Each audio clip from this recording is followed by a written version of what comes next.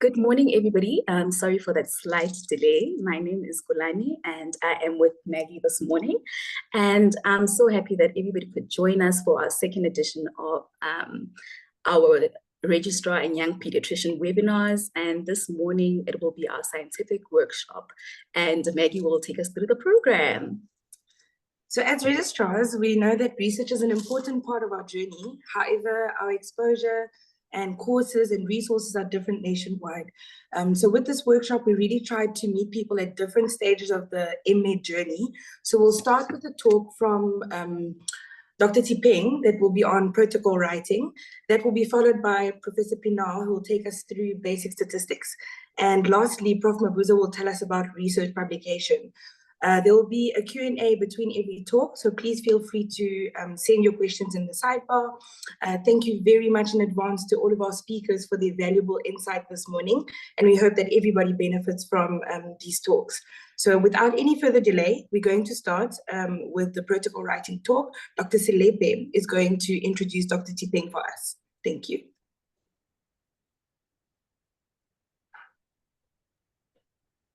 Good morning, everyone. My name is Mutlishi Slepe. I'll be introducing our first speaker, Dr. Tshipeng. Dr. Tshipeng, JPM, is a pediatrician who is currently working in the Polokwane Mangweng complex in Limpopo. He obtained his MMed in the year 2022 from the University of Limpopo, where he is mostly involved in the teaching of all undergrads and also postgrads students.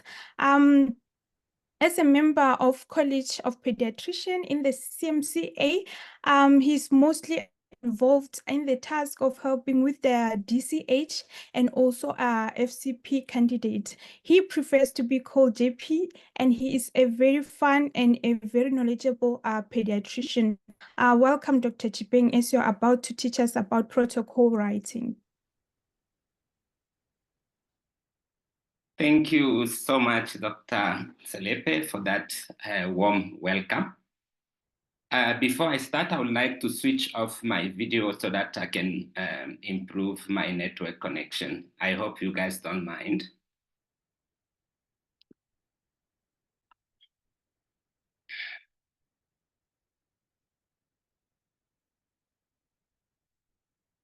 Can I just confirm that my slide can be seen by everyone? Yes, we can see it nicely. Thank you so much. Before I start, I've got a disclaimer. I'm not an expert in research. I just completed my MMed, like Dr. Selepe said, 2 years ago. But in the current debate around the protocol writing, I just thought it will be a good opportunity for me to actually share the little knowledge that I have with the registrars. That's the reason why I will be in this panel with Prof. Pienaar and Prof. Mabuza, so that we help each other. I would also like to emphasize that this presentation is not a replacement for all the recommended research books and course. Everyone should be able to actually harmonize it with their own university. That's the reason why you see at the back of my presentation, there is a Limpopo logo, just to let you know that most of the time I will be referring to the guideline from University of Limpopo. As you all know, to register as a specialist in South Africa, you need to complete the research project, and this was made mandatory since 2011.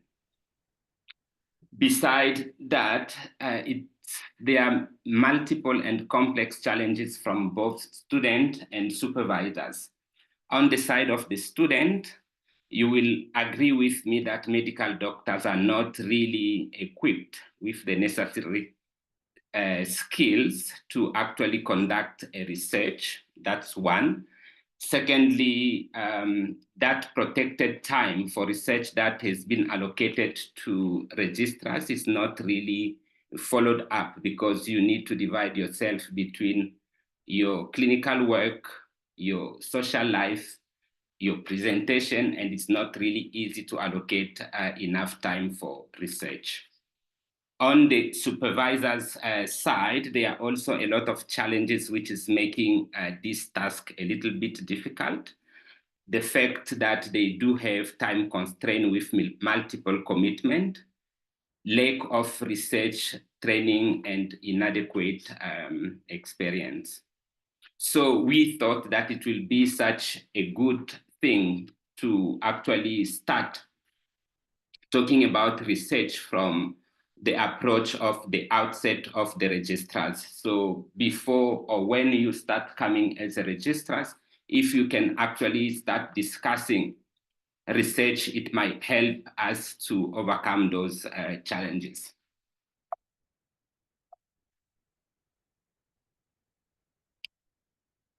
The discussion format will talk about deciding on the topic. How do we choose your supervisor? We'll talk about research engine and artificial intelligence, plagiarism, setup of your timeline. We're gonna discuss about the generic format for a proposal, getting approval and ethical clearance, generic format for MMed, and we're gonna conclude our talk. When you look at the first 5 points, you will actually realize that it's kind of a prerequisite for everyone to start a research. How do you decide on your topic? I think that should be the starting point. As you know, it's not really easy to come up with a topic for your protocol or for your paper if you want to write a paper. These are the main questions that you should be asking yourself. What do you intend to do with your research? Why is your research required in the current moment? And how do you want or do you intend to conduct your research? I think being inquisitive wherever you are working, keeping in mind those 3 questions, you might be able to come up with a topic. And should you decide to have a topic, just remember that your topic should be short. We say a maximum of between 15 and 20 words. It should be brief and precise. It should be appealing to the reader. It should capture the nature of your research problem.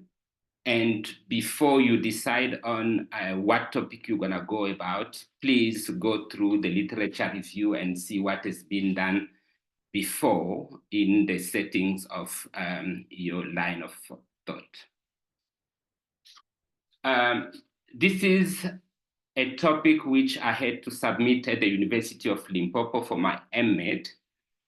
The title was a retrospective study to compare episodic and prophylactic factor VIII treatment regimen in severe hemophilia A patient at Pietersburg Hospital. The reason I put this title in here, it's just to help us in the course of the discussion. I will be referring most time to this title to explain whatever discussion we are going to go through. How do you choose your supervisor?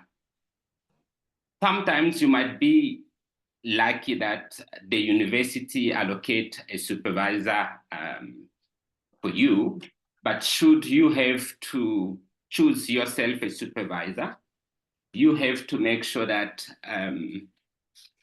he has a research experience, especially in the field in which you want to do your MMed. So it should be a MMed holder or something higher. it should be able to relate to the candidate research project. So let's say I'm working on hemophilia, or I want to do a research on hemophilia. I have to make sure that my supervisor have some idea about hemophilia so that he can be able to help me. I have to make sure that my supervisor is available for regular discussion, like we have said at the initial presentation. It's not so easy to share time in between your social life and your work in terms of your commitment. So someone who have to be your supervisor need to get time to be with you and discuss and advise you accordingly. We have to establish a relationship between ourselves and a supervisor. Coming back to my example, I had to make sure that my supervisor has a good knowledge about hemophilia, even though he doesn't hold MMed degree, but he has presented a lot of papers nationally and internationally around hemophilia, which made it a bit easier for me. And I have to establish a professional relationship between myself and him. Coming to how you choose your supervisor, the VET Orthopedic Supervisor Score, which was developed by the Department of Orthopedics in VET, had some criteria of which could be filled by the registrar on one side and by the supervisor on one side to decide if whoever supervisor you are choosing is a good supervisor or is not a good supervisor. These are the marking which we upload on the score. So he needed to have a good research knowledge, a protocol development contribution, attending the meeting. You need to assess the feedback time in terms of the time it takes to be waiting for feedback from him. He needed to have an admin efficiency in terms of signing forms and a good interpersonal relationship. So with the VET Orthopedic Supervisor Score, supervisors were categorized in color-coded criteria, whereby you have a green, you have a yellow, and you have a red. The green being a good supervisor, and a red being a poor supervisor.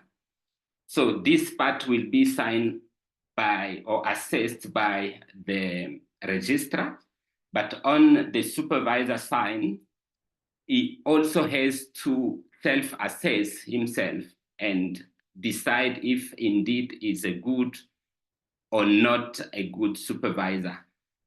Some of the criteria were last supervisor's course attended, last ethic or research methodology course attended, last MMed supervised to completion, number of MMed currently supervised, or if he has been removed as a supervisor.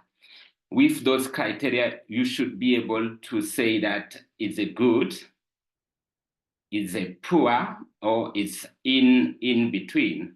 But like you can see, it's very difficult in our settings with the lack of supervision or supervisors that we have. It's very good to go through all this, but this can actually help you as a registrar in terms of choosing who you can choose as a supervisor. What about the search engines, artificial intelligence, and literature review? So like we said, you have decided to come up with a topic. You need to read about the topic. That's where the literature review comes in. First, you need to check with your university library and find out which one are available for you, because some of them, they come free, such as Google Scholar. But when you have a publication like PubMed, you need to pay. And the university can be able to actually give them to you free of charge. You just have to check which one are available to you. Then you need to limit your search to the specific topic or field in which you want to write a paper using the keywords. You need to limit it to a specific time period. Usually we say it should not be more than 10 years old. And then please, whenever you are doing your literature review and you start writing up, make use of your citation software, such as your EndNote, your Mendeley, your RefWork. And actually, the new kid on the block is the artificial intelligence. So this is a sophisticated tool that uses AI to assist researchers in terms of tasks such as referencing, data analysis, and other information. So whenever you decide to use AI, which is very common nowadays, you should just be very cautious. That is not a human replacement, but you can use it actually for your structure. I'm coming back to the same title which we discussed at the beginning. So it's a retrospective study to compare episodic and prophylactic factor aid. With this title, when I had to do my literature review, I have to go through the keywords such as severe hemophilia, prophylaxis, episodic treatment, ABR, which means annual bleeding rate, factor 8 dosages. Those are the keywords which actually helped me to search and get journal so that I can be able to include them in my literature review. What is plagiarism in research? So this is defined as stealing another person's idea. In other words, it refers as to intellectual theft. It's considered to be a serious offense in research. And when you start writing your paper or you start writing your protocol, you have to make sure that you acknowledge every source that you use by proper referencing. Alternatively, you can actually use some software to detect if there is a bit of plagiarism in your work, and Turnitin is one of the software that most of the people use to check if there is plagiarism. So please check also with your university which software can be available and you can make use of it. You have decided on your topic. You need to make a timeline of which you need to complete your research. By setting a timeline, you will be able to complete your research within the minimum time and register as a pediatrician. Like we said initially, if you don't have your MMed, you will have your FCPs, but at the end, you won't be able to register as a pediatrician until you have completed your research. So a timeline for each year of study will be great to assist you in achieving this goal. And by the way, while you are making this timeline, it's always better to discuss with your supervisor. Try to be realistic, because like we said initially, it's not very easy. It requires a lot of self-discipline to make a balance between your clinical work, your social life, and time for your research. I know that most of South African university, they actually requires from you to have at least by year 2 your ethical clearance so that you can be able to proceed. But anyway, it depends from each university. With the University of Limpopo, what they are trying to do right now is by the end of year 2, if you can actually try to get your ethical clearance, that should be great. Like we said, from point 1 to point 5, those will be your prerequisite for your proposal. So you have decided on your topic by answering the 3 questions that we mentioned at the beginning. You choose wisely your supervisor. You go through your literature review around the topic. You do your proper referencing by avoiding plagiarism, and you need to actually set up your timeline, which should be at least less than 2 years from the time that you start your registrarship. Then you can actually start writing your proposal. What is the generic of your proposal that you want to write? So your proposal should actually go through all these points: your introduction or your background, your research problem, your literature review, the purpose of the study, your research question, methodology, ethical consideration, significance of your proposal, and then you go through reference. I just put there, this is a cover sheet for your proposal. It depends from every university. This is what we have in Limpopo. So you have your title on top. It follows by your ID and your student number, Master of Medicine in Pediatrics, your faculty, University of Limpopo, and then you put at the end the name of your supervisor. But like I've mentioned initially, this can change from one university to another. We're gonna try to go through each one of those points. When you look at your background or your introduction, this part of the proposal should actually explain for non-expert but intelligent reader of your project, what is the background of your study? It should include a brief literature review in the context of the prevailing scientific knowledge of the subject. Usually it takes about 5 pages, and 10 to 20 references should actually be enough.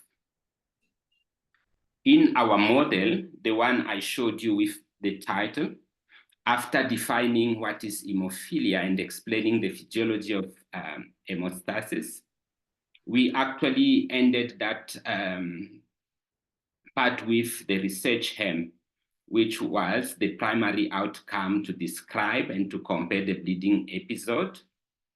And the secondary outcome was to actually measure the factor 8 dosage and its cost analysis. What about the research problem? Your research problem should be brief. You should actually sketch the current situation that prompted you to be interested in the proposed research, such as your clinical problem, your follow-up, your extension, or your repeat of the previous study, questions regarding observation or previous study. So it should actually be like a map that you put in terms of sketching your current situation in terms of your research. Coming back to my title, my problem statement was, I looked at a patient at the hemophilia clinic in Pietersburg Hospital, and I've realized that you have two groups of patients. You have patients who are on episodic treatment, and you have patients who are on prophylactic treatment. That is the first observation which I did. And then I realized that there were no outcome in terms of the two regimens. And by outcome, I was looking at the bleeding rate, and I was looking at the factor VIII consumption. No outcome. I've asked myself, remember the three questions, and I came up with the idea that this is the problem statement, and I have to go and look at what is happening. Literature review. Your literature review should give a background of the analysis, but it should also be critical to the relevant topic in terms of your local, your regional, and your global perspective. Make use of search engines, like we said, make use of AI, keeping in mind that AI will actually help you more with the structure than the content. You need to make sure that your paragraphs are well structured, and you need to acknowledge all the sources that you're gonna use. In terms of our models, we looked at, in the literature review, we looked at the treatment episodic versus prophylaxis. We looked at the consumption of factor VIII and its cost. We looked at barrier to one or another modality of treatment, and we actually try to put them in terms of the paragraph so that the reader can follow what we are trying to say. Purpose of the study. The purpose of the study means the aim of the study, broad goal to achieve, and also the objective, which means the specific and the precise under the umbrella of the aim. When you talk about the purpose of your study, you should keep in mind your title and your problem statement, because that's where they will come from. So at this point, you must be able to make the difference between the purpose and the aim. Like we have said, the aim, it's a broad goal to achieve. It's usually one, and it must be in line with your title, and it should be in line with your problem statement. And then your objectives, then they must be specific, they must be precise, and they must fit the umbrella of the aim. The objective in a stepwise manner according to the research design.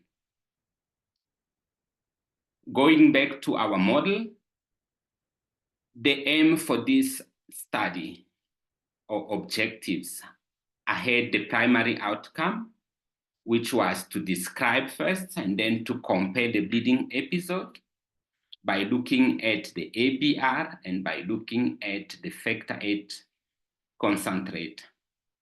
My secondary outcome was to measure the factor dosage and its cost analysis. What about the research question? The research question is optimal. It's optional, rather. You can choose to include or not to include it, simply because it's another way of converting your objectives into a specific question, explaining how your research purpose will be achieved. As far as I was concerned, I didn't see the reason for putting a research question, because for me, my objectives were actually enough to explain what I'm aiming to do in my research. So what you have to remember is it's optional. There is no need for you to include both. You can either choose to stick to your objectives and your aim.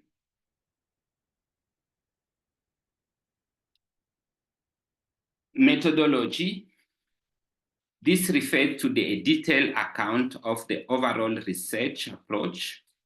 Can be design.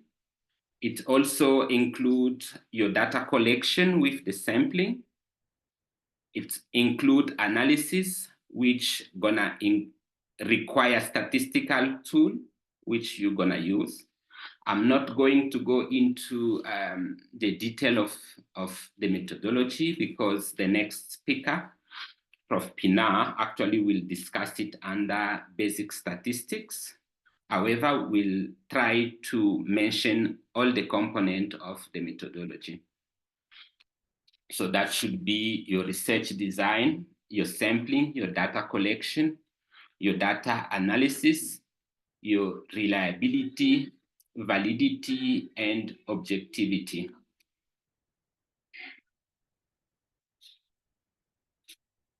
What is a research design? There are so many examples of research design. Your proposal must clearly specify the specific research design that you're gonna use, the rationale and the motivation for that particular design, method, technique, and procedures which will be used to investigate the research problem. Coming back to our model, my study was a retrospective cohort review of patient medical record collected from the hemophilia treatment center in Pietersburg. It covers a period of 5 years from 2017 to 2021. But what we want you to understand is you need to describe what design you're gonna use and to explain in your protocol why or the rationale behind you choosing that design. What about the sampling? The population must be described with the sampling procedure. Sample size must be calculated if necessary. In my model, I use the convenience sampling where I included all eligible participants attending the hemophilia treatment center in Pietersburg. With the sampling, you need to include your eligibility criteria, which for me, it was 15 years old of age or less, simply because we are in pediatrics and we see up to 15 years of patient. My plasma factor 8 level was supposed to be less than 1 international unit per deciliter, simply because I was talking about severe hemophilia. And with severe hemophilia, we look at the plasma level, which is below 1. And I excluded some of the participants in my study. Those were the participants who defaulted the treatment or the follow-up, where I was unable to have incomplete information, and whereby I had patients who had to move from one province to another during the course of the study.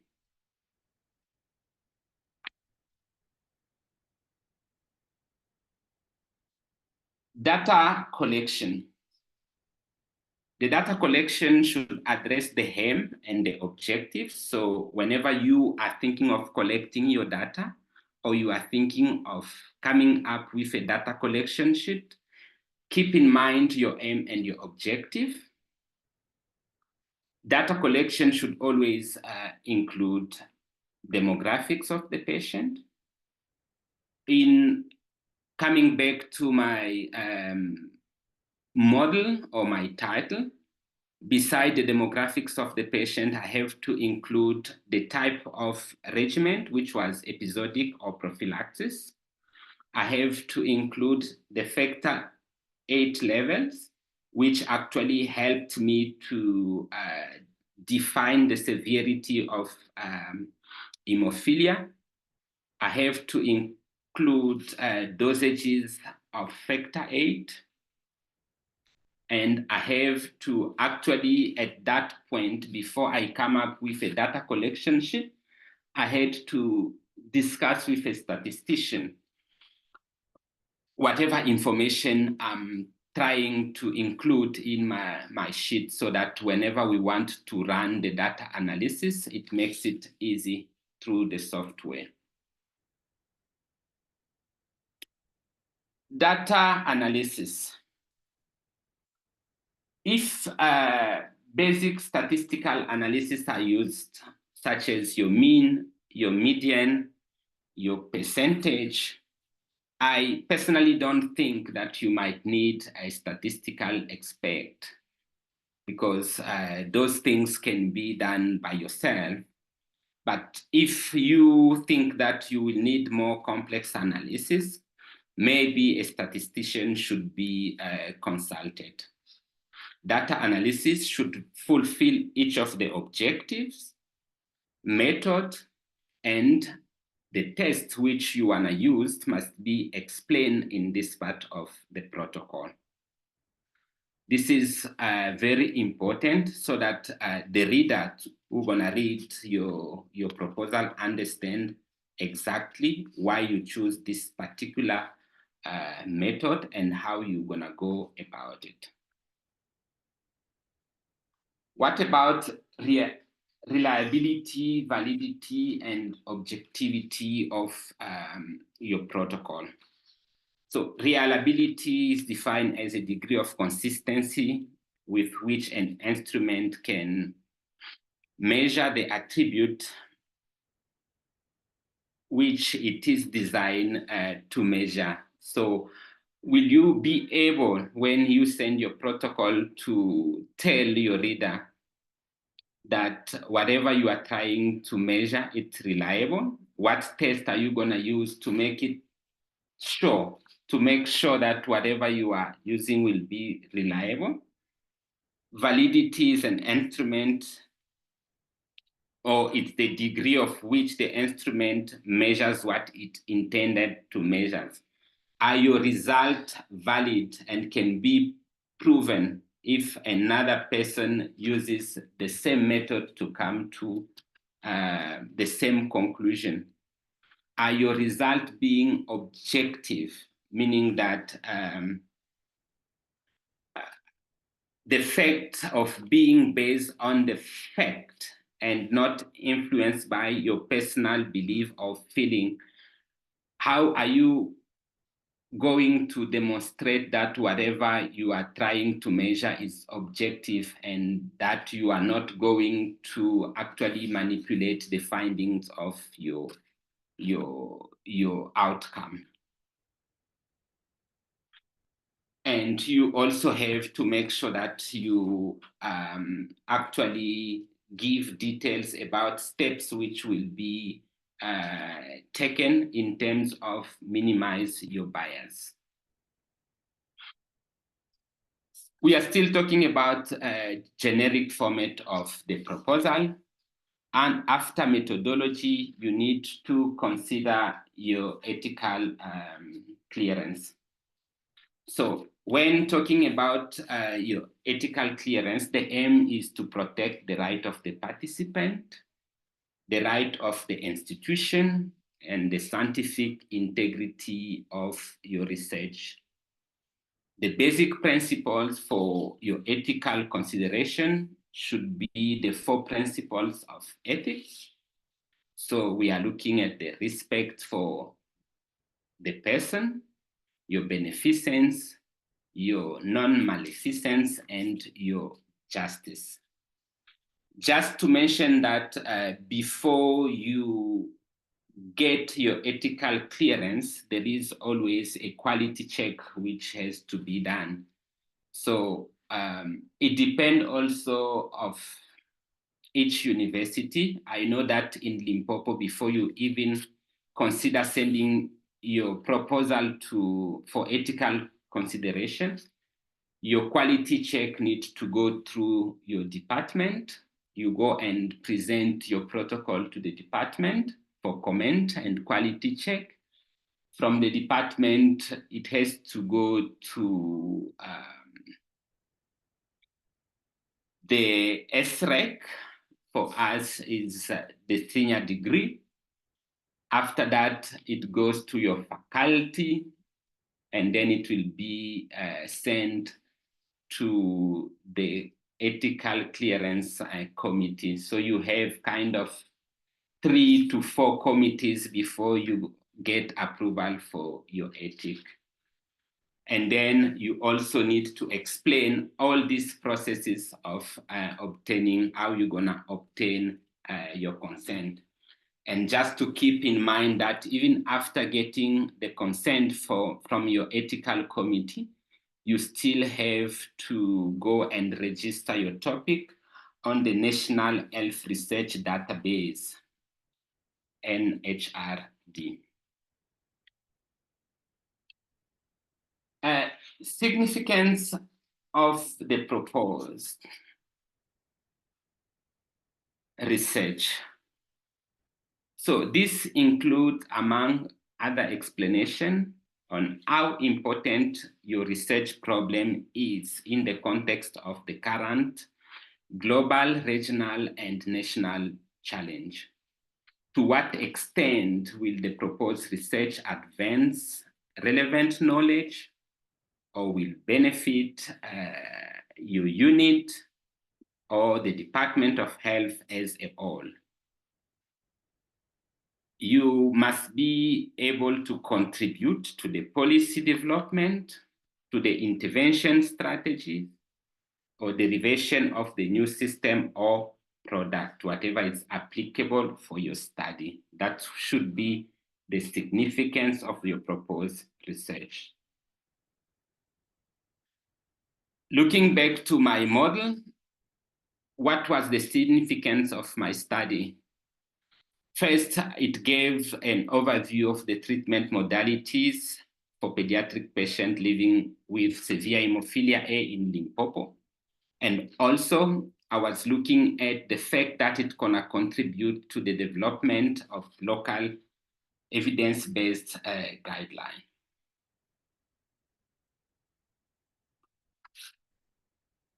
Reference, that should be the last point for the generic format of your proposal.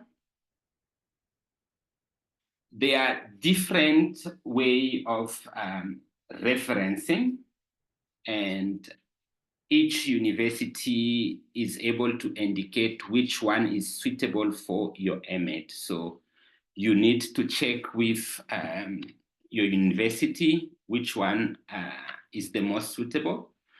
But I know that Harvard and Vancouver are the most used references style that you can also apply with your MAT. On this table, I'm just trying to show you, after going through each one of those points, how your table of content for your proposal should look at. Number one, you should have the title and the introduction with your key concept. Then you have your problem statement, your literature review, the purpose of the study, under which you will have the aim, the objectives, and or your hypothesis, your research question or questions, like we said, it's optional.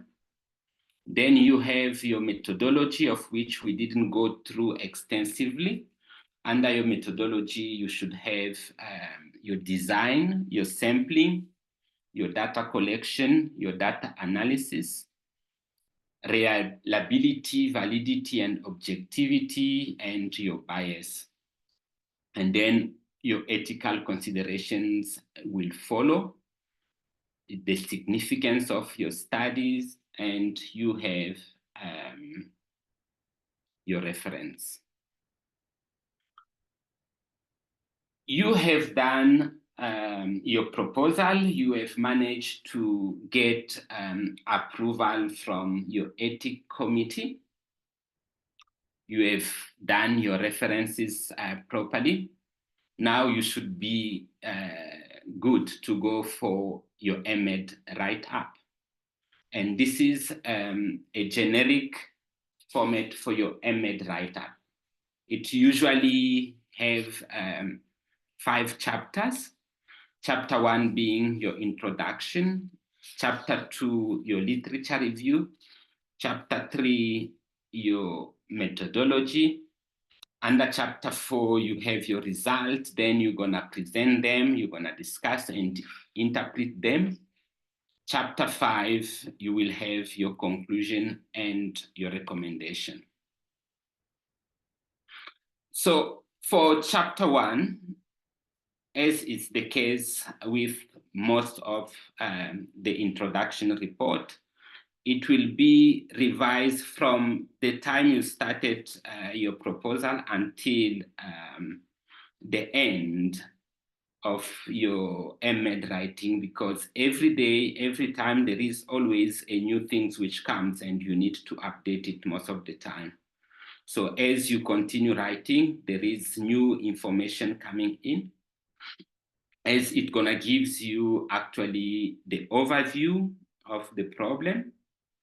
It's gonna help you to describe your background, to specify the objectives of your study, and then lastly, to map out your paper. Chapter 2, which is your literature review, not much different from your proposal.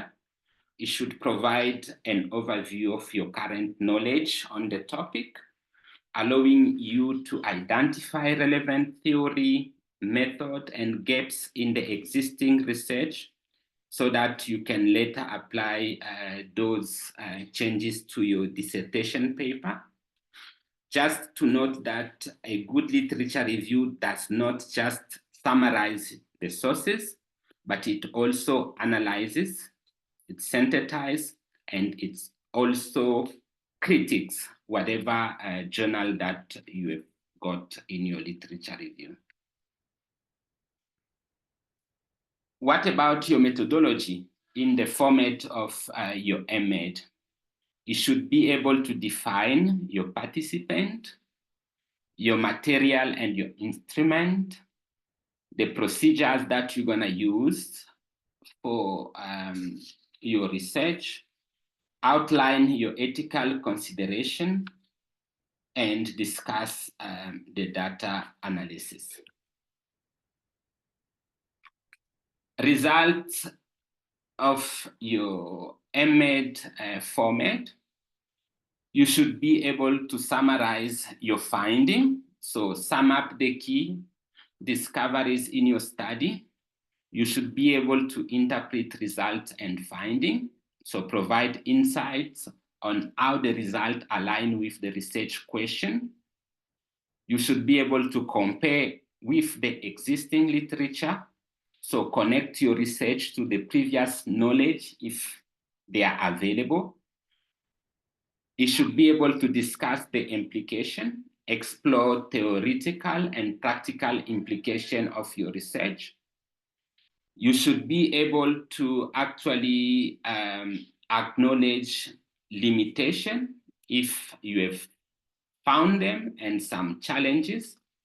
And you should be able to propose further research if there is a need for that.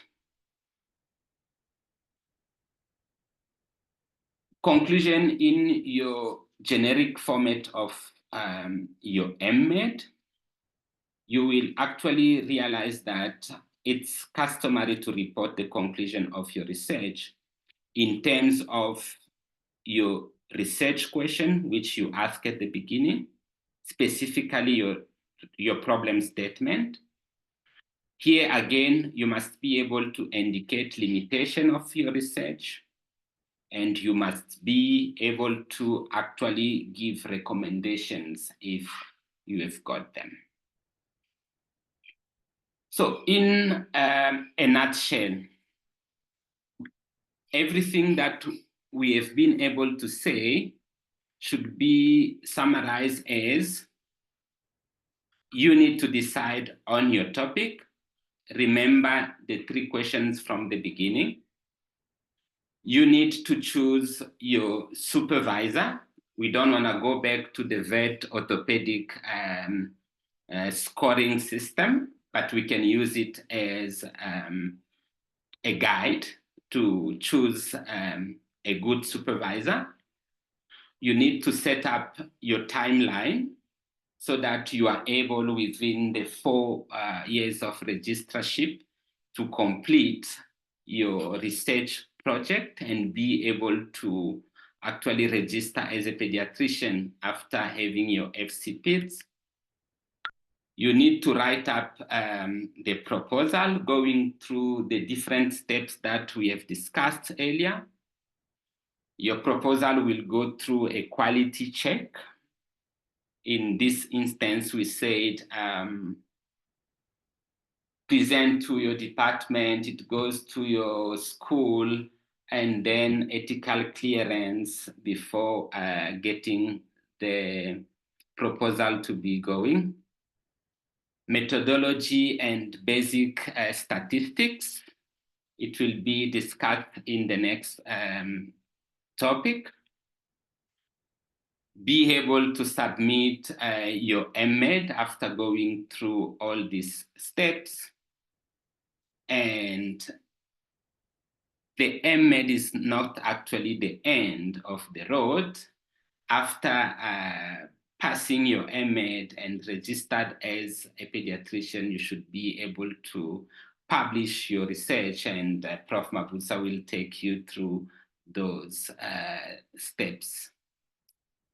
Those were my references, and I thank you for your attention, and I will be able to take questions.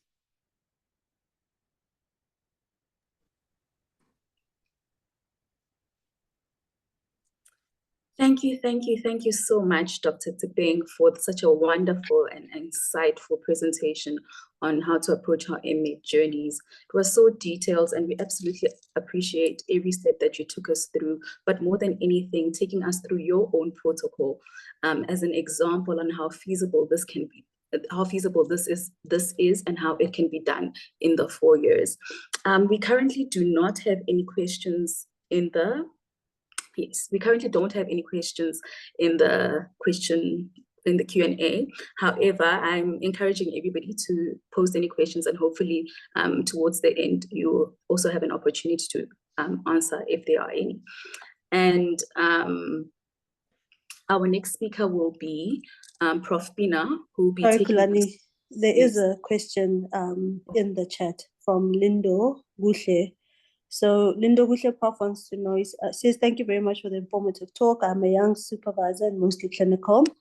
So he wants to know, how do you limit the information included in the data collection tool, especially if one is looking at a specific organ involvement in a systemic disease? So for example, pathological findings in pediatric lupus nephritis. This is describing biopsy finding, but I feel that including medications at the time of biopsy, severity, urinalysis, and complications like hypertension. So how do I limit what is relevant? The more we have, the more likely we are to have missing information and exclude patients. So basically he wants to know, how do you limit information included in the collection tool? I think, like we have explained from the beginning, everything should be correlated to your title. Look at your title, define your key point, and try to go through via your engine search and see, because, I mean, it will be very difficult for me to specifically say to you that you have to limit to 1, 2, or 3, but I think go back to your title, see what are your objectives under the M, and it should be actually able to help you out to limit the information that you are looking for. That's all I can tell you.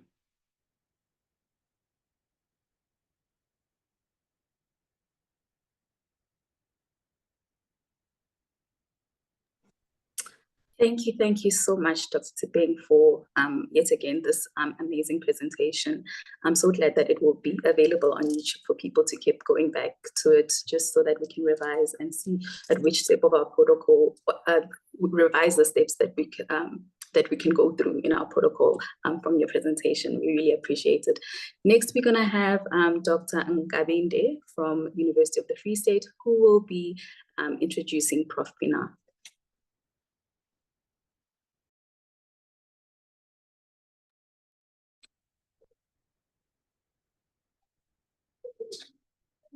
Good morning, everyone. I am Dr.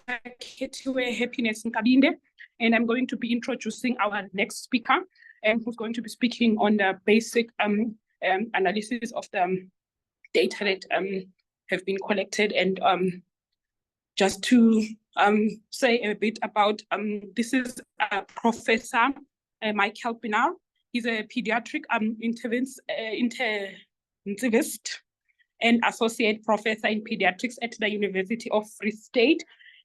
He holds a PhD in pediatrics from the University of Free State. His research mainly focuses on applied machine learning and predictive modeling in healthcare. I hope you do learn a lot from what he's about to present. Thank you. Thank you very much for the introduction, Ketiwe, and thank you to the association for inviting me. I'm just going to share my slides with everyone. There we go. Can everybody see that? Yes, we can. Thank you. And they move. Okay, so I'm very pleased to have an opportunity to talk about what I'm going to call basic statistical interpretation, and I'm going to focus mainly on the statistical approaches that are relevant to the type of research you would expect to do in early career research and in the MEd. So my experience in supervision is that the statistical analysis is one of the most daunting aspects of this, because it seems unfamiliar and difficult and foreign, and so it becomes a bit of a blind spot for candidates. And I'm going to try and show you a sort of simple approach. And fortunately, with statistical software as it is now, very little of it needs to be done manually or by hand. That being said, access to biostatisticians across various centers is not equal, and there may be limitations in the amount of contact that you can have with your biostatistician. So I'm going to speak a little bit about how we approach this and how we make sure that we maximize the impact of our analysis without generating unnecessary work. So before that, I'm obviously not a statistician, but I would suggest this particular manual, which comes from Hubert and Meyer. I think this is the 4th edition of that manual, and this covers most of the statistics you would need at an MEd level. So it's very important that we don't view components of the research study, of any research study, as being discrete and separate from one another. It's vitally important that we realize that it's part of this continuum from studying the literature, developing a research question or a problem, designing methods, acquiring data, preparing that data, and interpreting it. And that follows through to what is preferably the end point of this, which is scientific reporting, either in your manuscript, but preferably in some form of publication. And from that, the generation of new research questions and new avenues. So there are a number of key goals that I think you should have in mind when you're looking at statistical analysis. So the first is that it's very important that we assist the reader of our manuscript or our paper in understanding what it is we are reporting. So that would include summarizing the raw data, highlighting key points in the raw data. And then the second part of it is answering the research question that we set out in our scientific method to answer. So that is things like we might want to know how much of a pathology there is. So that's frequencies and proportions. We might want to show or test some hypothesis we've developed. We may wish to show correlations between different aspects in patients, or we may wish to make some sort of estimate of risk around patients statistically. Once we've done that, we will compare this in our discussion to existing knowledge, and where there is a new finding that doesn't have existing knowledge to compare to, we need to provide some sort of explanations as to why we think our finding is the case. And then the fourth part is the conclusion, which is the integration, explanation, and comparison of our findings to what we thought was going to happen. So what this is this golden thread that has to carry through the whole research project, and that includes your statistical analysis, because we are really at the heart of it aimed at that research question. And so when we look at this, we in a research study are asking ourselves, what do we want to find out? How did we try to find this out? What did we find out, and what does it mean? So that puts the statistical analysis component of it in the last two slots where we're trying to find this out. So there are basically two sets of data reporting that I think you should focus on, and that is, first of all, the description of your data. So that is summarizing your sample or population, summarizing how you have selected participants in your selection process and how much missing data you have in your data set, and just sort of give the reader an impression of what the data is. So this will generally be in the form of a consort diagram, which shows how you enrolled participants and excluded participants in your study, and then moving over into descriptive statistics. If we contain an analytical component, so that's where we want to compare things or show differences or other analyses that look at these kinds of things, there we have a number of approaches. The first and the most common is the hypothesis testing. So that's generally what people refer to as the p-value. We may aim to demonstrate differences in groups. We may try to show correlations between one value and another value, or we may try to demonstrate risk factors in analysis. So I'm going to cover most of those through the course of this talk, and we're going to try and break it up into little chunks if we can.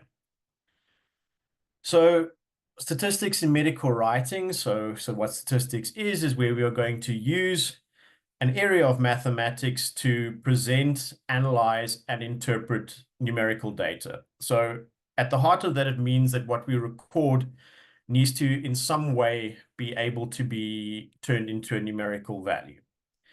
So we take the data that we collect, we apply the statistics, and we try to see how that is applicable in the clinical environment or in some other broader population. So we're trying to extrapolate data or findings from a sample population to a whole population. And to that extent, the statistics is part of what informs how reliably we feel what we have found in our sample applies to a whole population. So in the descriptive statistics, we will generally look at the first step, which is to take our raw data and to convert that into some form of simplified or summarized data for the reader. And we will use, in that sense, both our text descriptions of our data, but also figures and tables are very relevant to that. Together with that, we need to look at our summary statistics, and we'll cover what a summary statistic is shortly. And in our inferential or analytical statistics, there we are trying to look at our data and analyze it with the purpose of drawing some sort of conclusion. And that leans a little bit more heavily on probability theory, and we'll discuss that a little bit from here. Okay, so just a couple things about statistics. The first thing is that statistics largely is never going to give you the ability to define the cause of something. It can only infer probabilistic correlation between phenomena. Causation is generally determined in experimental or laboratory or otherwise studies where we make observations. So for example, we observe mycobacterial bacilli in lymph nodes, we describe caseating necrosis involving the process, and we infer the causation from that. But statistical analysis can never get all the way to the point of causation. That requires experimental design. The next thing is that in any scientific studies, we are always constrained by the necessity to measure things and the limitations of measurements. So no measurement is 100% accurate, and this could apply to any particular kind of measurement. So it could be incorrectly recorded data in the records that you have used, or it can be errors in recording in prospective research, or something as simple as if you wanted to measure the weight of a group of children, there will be some errors in the weight measurement. Some children may be accidentally weighed dressed and others undressed. And these are things that you need to be aware of and cognizant of, and that you also need to report, both in the protocol development phase, but also in your interpretation and write-up. Okay, so now it's time for a bit of terminology. So you will encounter 3 basic terms to describe pieces of data. So the first is what is referred to as a parameter. So a parameter is a measurable, fixed, and it's usually an unknown attribute of a population. So for example, the average blood pressure of all 5-year-olds would be a parameter. We generally don't know that. We can only infer it from samples. A variable is similar to an attribute, but it is something that is measurable in a sample. So these are things that vary between individuals. So a parameter has one value, but the blood pressures in your sample will be varied across that sample. And you will, generally speaking, be trying to infer the parameter from your variables. And then the last thing is a sample statistic. So that is a quantity or a number calculated from your sample variables that we use to try and see to what extent these values are going to approximate to the parameter. So that would be things like your mean and your median, or your typical sample statistics. Variables, there are generally speaking 2 kinds of variables. So a dependent variable will be something that you have just measured. So that, for example, will be the patient's weight, or the patient's pulse rate, or the patient's blood pressure. Independent variables are those variables in your study or in your data that you have controlled. So for example, if I wanted to look at the influence of medications, I may have patients assigned to different dosages in my medications, or I may wish to compare children who are premature versus non-premature. And then that is my independent variable, one that I'm manipulating or controlling in my analysis. So there are different data types within variables. So the 2 broad ones are interval data, often referred to as continuous data. So those are numbers, and those numbers are in numerical order, and those are things like serum creatinine, weight, again, pulse rates, something with a number attached to it. Categorical data refers to discrete data. So that is something where you will put it in a group. So for example, we could say we are going to divide infants in our study into male sex and female sex, and that is a discrete variable. These are qualitative variables, but we need to make them pseudo-quantitative in some sense. So in the example of a binary variable, so say, for example, we say a patient does or does not have an acute kidney injury.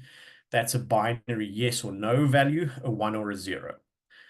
If we look at causes of acute kidney injury, so these are multiple categories, but they are not ordered in any way. So that would be, for example, if I wanted to look at the cause of these AKIs, I would have categories for intrinsic renal, pre-renal, and post-renal, for example. And in the same study, for example, if I wish to look at the severity of acute kidney injury, I might use something like the KDIGO grading. So this is a categorical variable where the variables are ordered. So there's 1, 2, 3, and 4, for example, and they are in an increasing order, but there isn't necessarily a clear mathematical relationship between those categories. So that's referred to as an ordinal variable. So if we look at presenting this kind of data, so if we start with the categorical data, which is a bit simpler, a sensible way to do it is generally with a contingency table like this, and we would present categorical data generally in the form of frequencies and proportions. So for example, if we compare sex, we can have male and female, and in a study of 20 children, there are 11 males and 9 females with the percentages of 55 and 45. So that's a very simple way to summarize these categorical variables.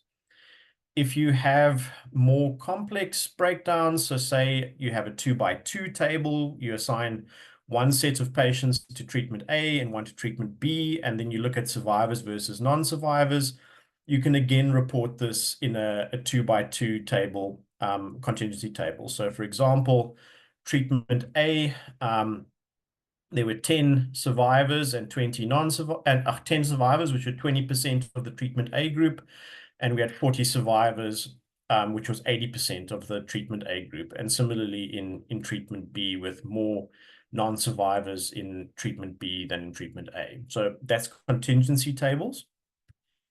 But you can also, for categorical data, generally speaking, use the bar graph. This is the most commonly used graph. You can also use pie charts if you wish, but bar graphs are generally advantageous. So here, for example, we have outcomes for patients with 4 different tumor types.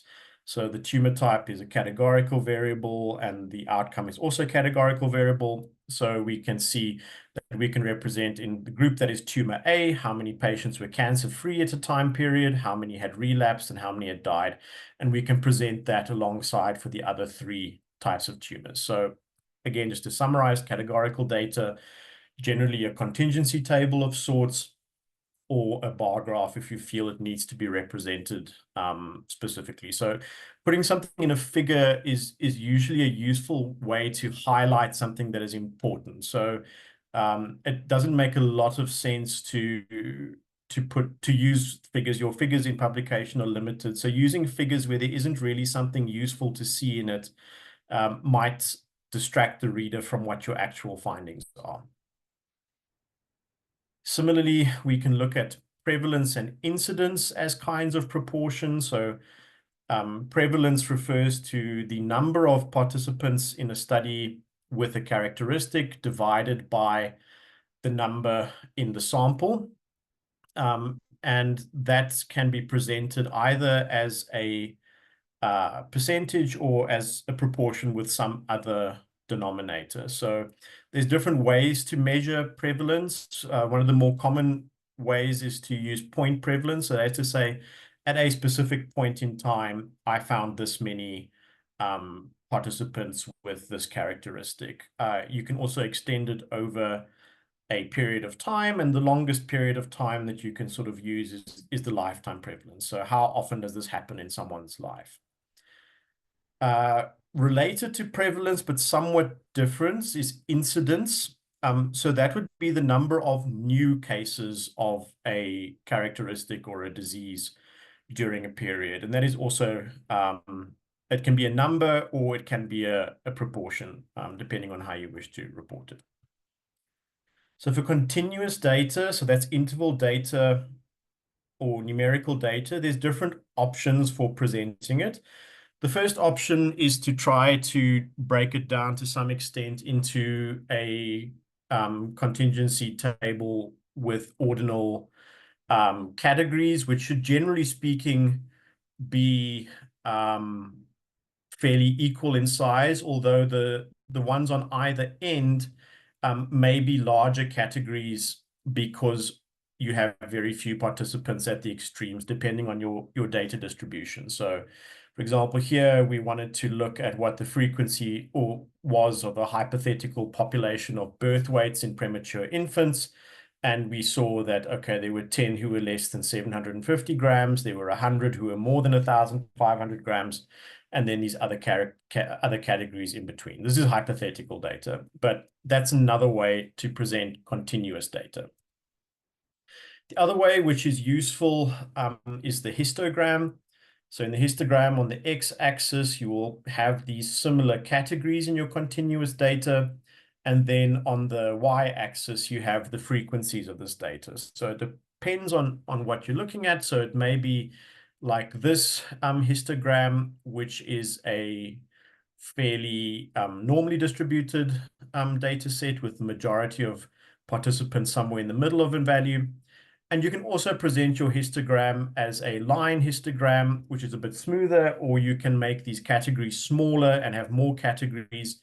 But that depends to some extent on how much data you have in the ability to fill these bins in the histogram. So that's just reporting the data. For any of your quantitative data, you need to report the sample statistics. So that's, again, these values that seek to relate the sample to the population that's being studied. So there are a few different measures of central tendency. So less commonly used now is the mode. So that's just the most frequent value in the data set. So for example, if you looked at online shopping preference, you would say that 40% of people surveyed said that they prefer to shop at Amazon over Takealot. So it's not particularly useful in medical statistics, but there are certain niche applications for using the mode. The two more common ones are the arithmetic mean. So that is simply the sum of the values in the set divided by the number. And together with the arithmetic mean, you'll present its spread. And then the median is the other, which is essentially the central datum of ranked values. So what that means is the central datum is the middle address in the data set when I have put all of the values in numerical order. So for example, if this is my data set, I have 1, 2, 3, 4, 5, 6, 7, 8, 9, 10, 11 values. I've arranged them, and the number 4 is at the central datum, and that is my median.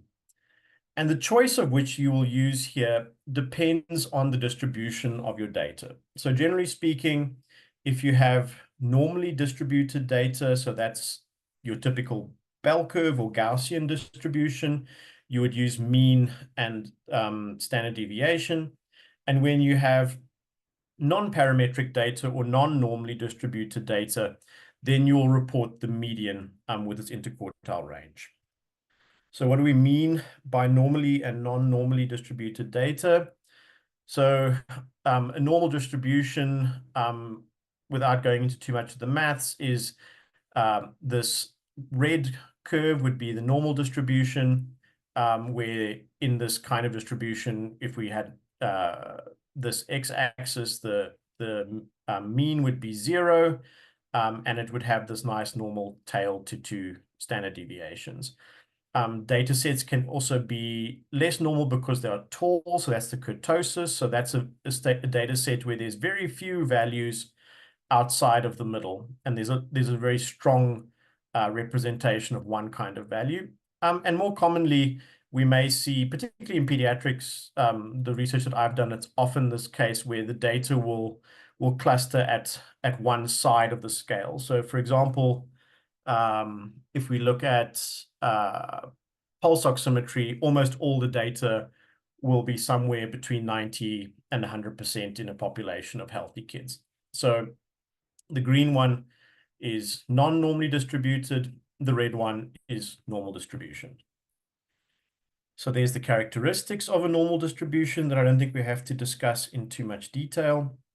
But the point being here is that in your description of central tendency and your first look at data, it's important to define each data point's distribution in this framework, because it's going to determine the kind of statistics you're going to use. And I'm going to show you how from there. But short story for that is you do need to just figure out for each numerical variable what kind of distribution do they have.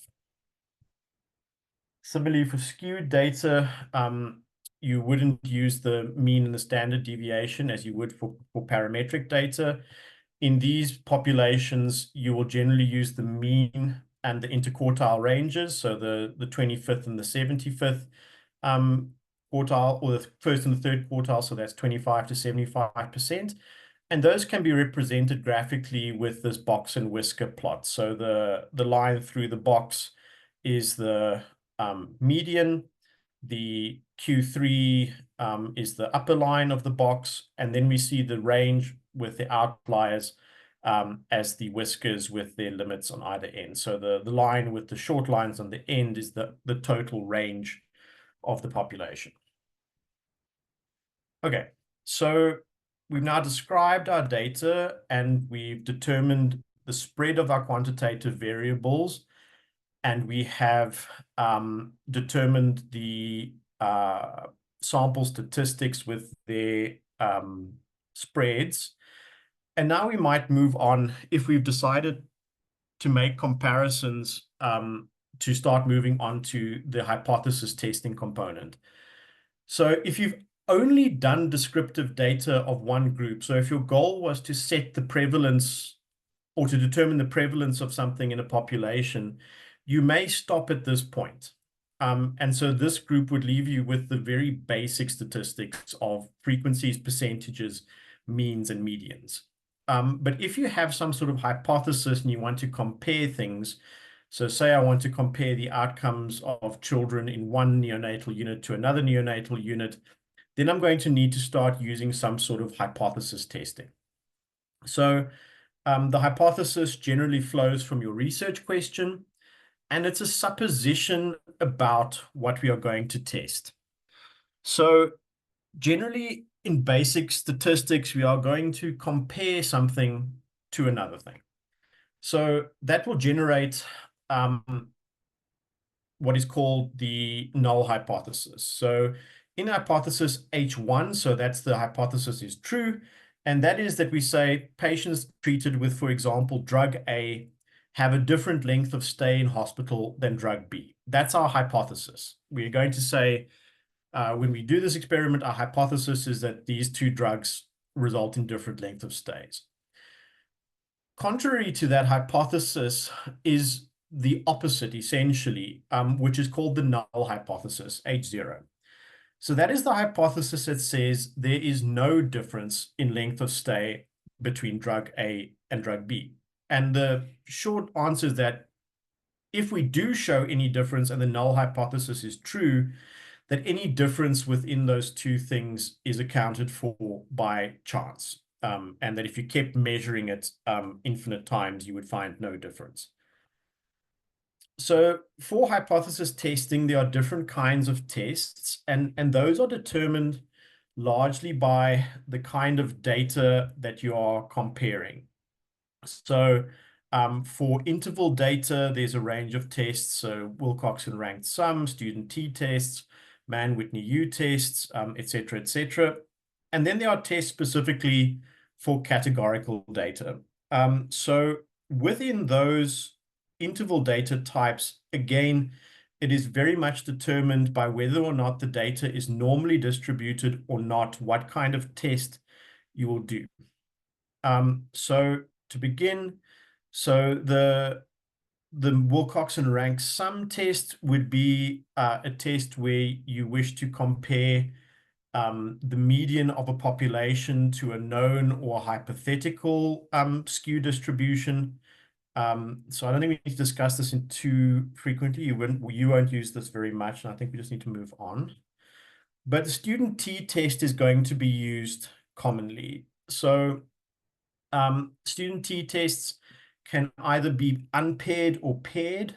Unpaired t-test is, for example, you're comparing some kind of outcome in two treatments. And a similar example is, say, I used a different study design on similar drugs, but instead I had one population where I first administered the first drug, and then I allowed washout and I administered the second drug. So I'm comparing a paired sample. The patient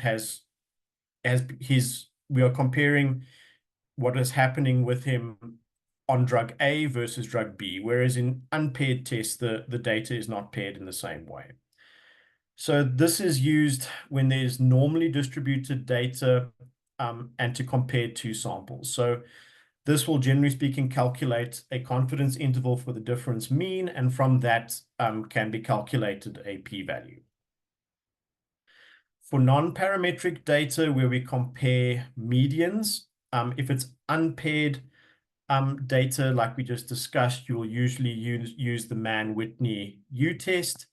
And for paired data, you would use something like a Wilcoxon matched pairs test. So essentially, if you've got normally distributed data, t-tests, non-normally distributed data, Mann-Whitney U-test, or Wilcoxon matched pairs test.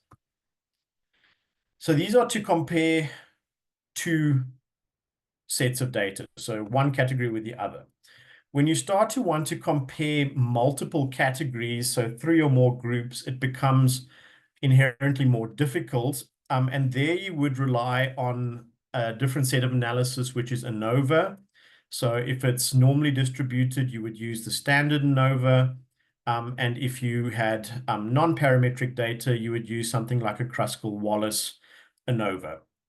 So these can be one way, so that's with one independent variable, or two ways, which is where you have 2 or more independent variables. So in general, there will be a comparison in the variance in the data sets between A versus B versus C, and to what extent they influence each other. And then you will use one of the post hoc tests to get a p-value. For categorical data, it becomes a little bit simpler, I think.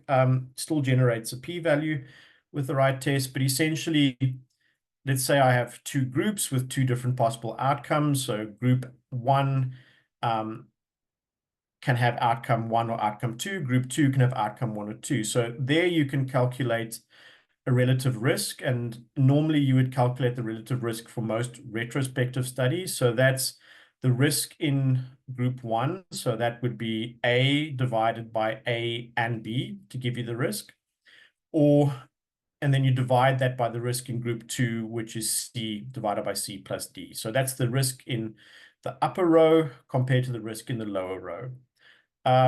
In other studies, you may calculate the odds ratio. So that is simply the odds is when you divide the one outcome by the other gives you the odds. So in coin flipping, for example, the odds are about 50-50. And then you will divide the odds over each other. So they mean fairly similar things. Both are acceptable ways to present relative proportions or risks in a population, but generally speaking, the tendency is to report relative risk in retrospective studies. When we want to now test the statistical significance of these contingency tables, there are 2 options. So for 2 samples, you should probably use the Fisher's exact test. That will be the most common because you're mostly going to be looking at unpaired samples. Or if for some reason you're using paired samples, you'll use the the McNamara, but the Fisher's exact test is generally more relevant. If you have more than 2 samples there, you're going to start using the chi-square test. And this again generates you your hypothesis testing statistical significance value. So to summarize this in a table, when we look at analysis, we are going to consider whether the data is normally distributed or not normally distributed. And that will determine first how we measure our central tendencies. So that's the mean with its standard deviation. And if it's not normally distributed, that's the median with its interquartile range.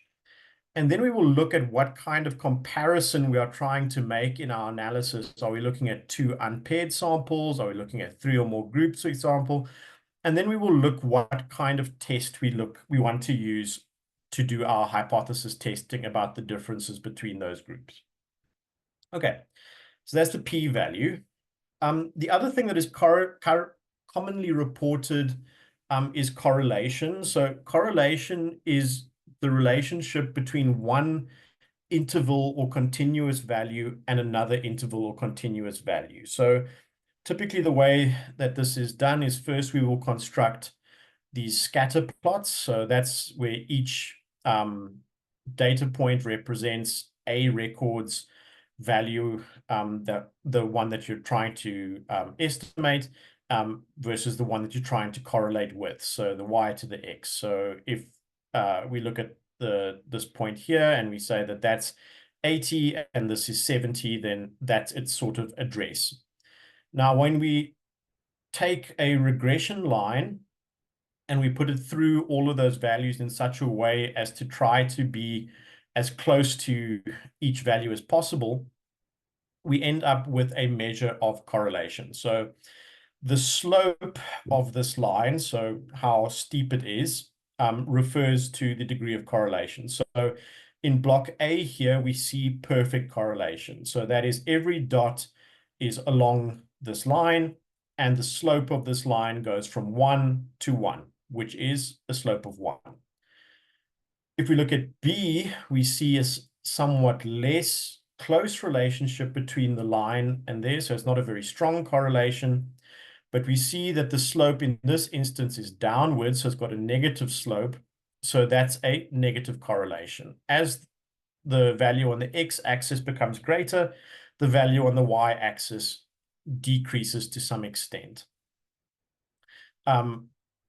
Block C shows a more typical positive correlation. So there's obviously some variance on either side of the regression line, but it is well correlated and it's a positive correlation. As x increases, y increases. And then D is really an example of no correlation. There's no specific pattern to these 2 variables compared to each other. Okay, so p-value and what does the p-value and statistical significance mean? So ultimately with this analysis, you're going to generate some kind of p-value. And if you don't understand anything about the testing, then you just need to make very sure that the statistician understands what he is testing so he does the correct tests, and he will generate you some sort of p-value for that comparison. So what the p-value is the possibility or the probability that the null hypothesis is true from the data that you have tested. So generally speaking, the null hypothesis is considered true when the p-value is less than 0.05, and we would not, is more than 0.05. And so values that are less than 0.05 are generally treated as statistically significant. Just be careful about this, and there is critique out about the p-value for some time now. For example, if you don't report the actual p-value, so if you just say the p-value is less than 0.05 or more than or equal to 0.05, you could very well say that a p-value of 0.048 is statistically insignificant, whereas a 0.052 is not. When both actually would be treated with some skepticism. Both are quite high, or both are quite close to the 0.05. So I'm going to give a scenario, so there's a little bit of time for interaction. You can just answer in the chat. So let's assume that we have a new synthetic surfactant, and we're testing this against the standard surfactant therapy. And the new surfactant is somewhat more expensive. But we see that the mortality is lower in the group that received the new surfactant, but it's not statistically significant. That's with a p-value of 0.06. Just as by a show in the chat, who would reject the new surfactant based on this p-value? I just need to get to the chat.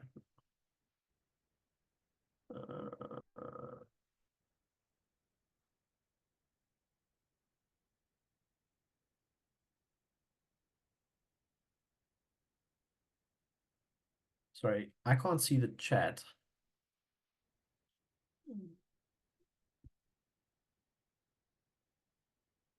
Oh, there. Okay, so Daniel would reject the hypothesis. Is there anyone Daniel would reject the surfactant? Is there anyone who disagrees with him? Okay. Rupert would not reject the hypothesis. Dr. Bikicha accepts the null hypothesis or would accept the findings. Okay. So we're on the fence here a little bit. So the truth of this is, if you go and you think about it, we need to start thinking about error and the possibility of errors. So the question that I would ask here is, what would happen if we repeat this study many, many times? So if we say the null hypothesis is true and we repeat this study many, many times, we would still find, that difference that we've measured in our study about 6% of the time. So given that we're quite close to a significant p-value and that we've showed some sort of benefit here, the only conclusion you can really make from that is to say that we need to repeat this at least before we completely dismiss it. So essentially, interpreting your p-value is not as simple as saying I'm going to dismiss this or I'm going to keep this. It depends a lot on what the actual findings are, what the clinical relevance is, what the magnitude of the findings are, before you reject a hypothesis completely. So in this instance, it would probably be more reasonable to say, rather than that there's definitely no difference between these two, is that we definitely need to study this on a larger population before we make that conclusion. So together with this kind of somewhat vague relationship around the p-value, we also need to always think about what is clinically significant. So let's take, in the ICU, we want to test a new vasopressor.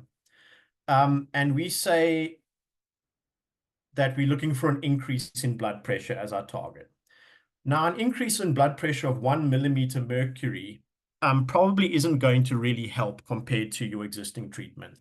So we may rather say that we want a rise in our blood pressure of at least 10 millimeters of mercury for it to be clinically relevant. So even if we see a statistically significant increase, if it is not of a big enough magnitude to be clinically important, we may not necessarily think that that is important. So for example, if we find that the drug does increase blood pressure statistically significantly, but it's only 5 millimeters of mercury, we'll probably still disregard this as a finding. So we can look at that again in a table, and the table generates two possible sets of scenarios. So the first is that we have a p-value that is significant, less than 0.05, and a p-value that's more than 0.05. Then we look at the confidence intervals. So what a confidence interval means is that if you test a value many times, that 95% of values will fall somewhere between this range. So if we now look at the left column first, we find that the mean increase in blood pressure for our drug is 25, and that the confidence interval is somewhere between 20 and 30. In a different study, the same thing, we find a mean increase of 14 millimeters mercury, but there we are now with the confidence interval between 1 and 25 from that data. And similarly, in a third study with a statistically significant finding, we see that the confidence interval is 0 to 7 with a mean increase of 5. So if we were not to find statistical significant results, we will maybe, for example, see that we have a confidence interval where there's a mean increase of 2 with a range between -2 and 8, or a mean of -8. So we're saying the new drug actually lowers the blood pressure with a confidence interval from -20 to 4. Or we may see a rise that is more than our target of 10, but now with a range again from negative to 20. So it might decrease it, might increase it. And then we see one that has a mean that shows no difference with a confidence interval between -15 and 15. So if we look at the confidence interval with the p-value, it tells us what kind of conclusions we can make about this data. So if we were now to break this down, we started by saying that we want a blood pressure by increase of more than 10 to be clinically significant. So now if I see the first one in the top left, it's statistically significant. My mean blood pressure increases substantially more than 10. And I'm 95% sure, more or less, that the minimum value that it increases is something near 20 and something up to 30. So in this scenario, when we make this comparison, we are fairly certain that there is an important difference between these two values. However, if we look a bit further, so we have the second option where we now have statistically significant difference with a mean increase of 14. So that's above our target of 10. But our confidence interval now crosses our threshold for clinical significance of 10. So here we have a signal that there may be benefit to this substance, but we need more data. We need to find out more to see if that confidence interval really does include 10 or not. And then the third option, where we have a mean that is increasing less than what we considered clinically important, and even though it's statistically significant, it is clinically unimportant. In the next category, it's the statistically insignificant ones. So in the first one, we see, again, the increase is less than our target. It is of no clinical difference. The second one is interesting because it now shows that drug B does some harm there, but we don't know if that's true because our confidence interval crosses 0. So again, here we need more data.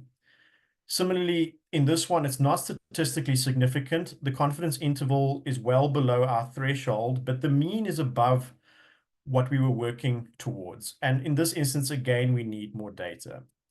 And this, where the confidence interval and the mean change of 0 is probably meaningless data, and we probably need to reevaluate our study design or to find significantly more data. So there are other applications to confidence intervals. So, for example, if you look at patients over a period of time and seeing who survives and who doesn't over a period of time, you may construct a Kaplan-Meier curve for mortality, and then you can calculate your hazard ratio or your odds ratio or your risk ratio, and there the confidence interval appears again to say that we are 95% sure, or 95% of possible values for this hazard ratio fall somewhere between 1 and 2.56. But being greater than 1 implies that the strategy in this particular study with conservative oxygen conferred greater risk of mortality than the liberal strategy. If that number crosses 0, you can't necessarily demonstrate that risk, and you may need to, or include 0, let's put it that way. You may need to get more data before you decide. Okay, last few points. How much for time? A little bit of time. So in terms of study power, now we have to accept that the p-value itself can sometimes be wrong. It's just a fact of research and statistics. So there are two kinds of errors related to incorrect testing. So the first type is type 1 error. So this is a false indication of a difference that does not exist in reality. So that is, for example, where the p-value is is less than 0.05, but in reality, there's no difference. That's a type 1 error. So we have said something is statistically significant that is not actually statistically significant. On the other side, we can say that a p-value is greater than or equal to 0.05, and we now take the null hypothesis, we say there's not a difference, and that's referred to as a type 2 error. So type 1 errors are, generally speaking, a matter of chance and are just a reality of statistics. Type 2 errors are something that you can account for and plan for in your protocol development, and that is, generally speaking, due to an inadequate sample size relative to the strength of the effect. And to determine the strength of effect, one would, generally speaking, need to calculate a power calculation, and we're not going to cover that today. But you need to think very carefully about the size of your study prior to embarking on it, and make very sure that you've spoken to your statistician about how big a sample is really going to be adequate to make this kind of inference. Okay, last couple points. So you may also look at other kinds of things in your study. So you may want to look, for example, at the performance of a diagnostic test or of a clinical sign to diagnose some disease or a predictive model, whatever it is. And then you would start to look at what are called your sort of test statistics. So these are when you apply a threshold to them, are determined by this matrix, which is the confusion matrix. So for example, let's say I wanted to work out how accurate procalcitonin is for diagnosing upper urinary tract infections. So then I find some sort of way to determine which patients really have upper urinary tract infections and which don't. So that's the positive and the negative class. And I compare above my threshold value. So let's say I say a PCT of more than 10 is predictive, hypothetically. So anyone more than 10 in their value of PCT will have a predicted positive allocation, and anyone less than 10, we're going to say predicted negative. So there are 2 points where you're obviously correct. So true negatives and true positives. So in a perfect predictive test, everyone will occupy the green blocks. But in reality, with any test or any kind of prediction, we're going to have a number of patients where there's a mismatch. So we have patients who do not have upper urinary tract infections, but the procalcitonin is more than 10. That's the false positive. Or we can have patients who do have an upper urinary tract infection, for whom the procalcitonin is for some reason less than 10, and those are the false negatives. So we can then calculate a number of the typical statistics from there, and there are many, many of these, but these are the 3 I think are most important. So sensitivity is the one that relates to the positive class. So the sensitivity is the number of true positives divided by the whole positive class. So that is true positives plus false negatives.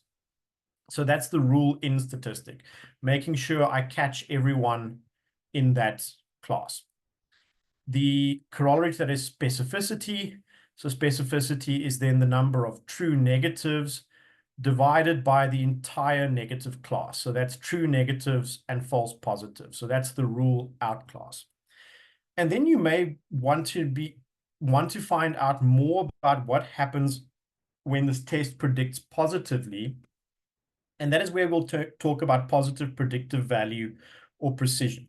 So that means when my test is positive, so my PCT is above 10, what proportion of my patients are really positive and what proportion are false positive. So for example, if I have a precision of 30%, when my PCT is above 10 and the precision is 30%, it's only going to be correct 30% of the time. And that may be important finding when you consider it. If you wanted to look at a test across all the possible values for that test, you can look at other metrics. So on the left-hand side, you see a receiver operating curve. And so here we look at all of the possibilities in the combination of sensitivity and specificity for all possible values of PCT. And when we measure the area under that curve, we get a number between 0 and 1. And anything from 50 and below is, well, the 0.5 is random. Things of 0.5 is a coin toss. And anything up and to the left starts to show improving ability to make the diagnosis we're talking about. If we are more interested in the precision of a test, then we can look at the figure on the right, which is a precision sensitivity curve or precision recall curve. And here we again see that we're looking for this L shape, but the L shape goes to the top right of the graph. And in this analysis, the minimum value that you would consider would be the actual rate. So if 30% of children in the population had upper urinary tract infections, then the minimum area under the precision recall curve will be 0.3. And your value will be something between 0.3 and 1, with 1 being a perfect diagnostic test. So just a quick note on discussion and conclusion. So your discussion and conclusion is inherently linked to your results. So in the discussion, we are really looking to interpret the results, compare those results to our research question, compare them to other literature, possibly offer explanations for findings if these are new or unexpected, and point out the strengths and limitations of our studies. And we will discover many of the limitations during your statistical analysis or during your data collection. So just in summary, we are going to follow this path from study design, which contains our background, our research questions, and our methods. That's going to give us a data set. We are then going to describe the data set with descriptive statistics. If we wish to make comparisons, we're going to use our inferential statistics with the correct test relevant to the type of data distribution. We're going to think about possible errors in our analysis, whether those are biases or confounders, or whether or not those are statistical errors like type 1 or type 2 errors. We're going to take our results and discuss them relative to other literature, explanation, limitations, and strengths. And from all of this, we are going to draw our conclusion. And the conclusion should, generally speaking, be the answer to your research question. And thank you very much for your time and attention. Thank you so much, Prof. Pienaar. That was a very insightful presentation. And I think that the research project and doing research can be quite a daunting process for everybody. And how you've taken us through it, you've actually taught us the basics and reminded us of the basics on how to use basic statistic to interpret what we see in our clinical environments into numerical value. Thank you for reminding us again on the different modalities that we can use to answer our research questions. We have a few questions here by Anna Marie Olivier, who's asked the question noting, what is the difference between standard deviation and standard error? And the second question is, if a journal says that they strongly advise against the use of p-value or statements that reflect statistical significance, what was one do in that instance? Okay. So the standard error is another option for presenting the spread of normally distributed data. I suggest that you mainly present the standard deviation, or we speak to your statistician, but the difference, as far as I understand it, is usually the standard error is the standard deviation of its sampling distribution. So it's also an estimate of standard deviation. It can also be used, but generally speaking, the standard deviation is more commonly reported. But I think if there is something along those lines, it's worth speaking to your statistician if he specifically feels strongly one way or the other. The journal strongly advised against p-values. Yes, so this is a tendency now. I don't think it's incorrect. I don't necessarily they're saying you shouldn't report the p-value. I think they're just saying that we should be more cautious when we interpret the p-value, to say that if the p-value is not there, that we're going to completely discount something, because you may find things that are very clinically important, and where the confidence interval suggests that there's a difference, and you should just treat the p-value with some circumspection. I don't think it's completely out, but yes, there is a big tendency towards it. So I think it's still fine to report the p-value, but you just can't pin your whole analysis on it. Yeah, no, so that's exactly it. This thing reflects statistical significance. So I think you would tend more towards saying whether or not something is significant in itself. Is this an important difference or not? So it's not so much that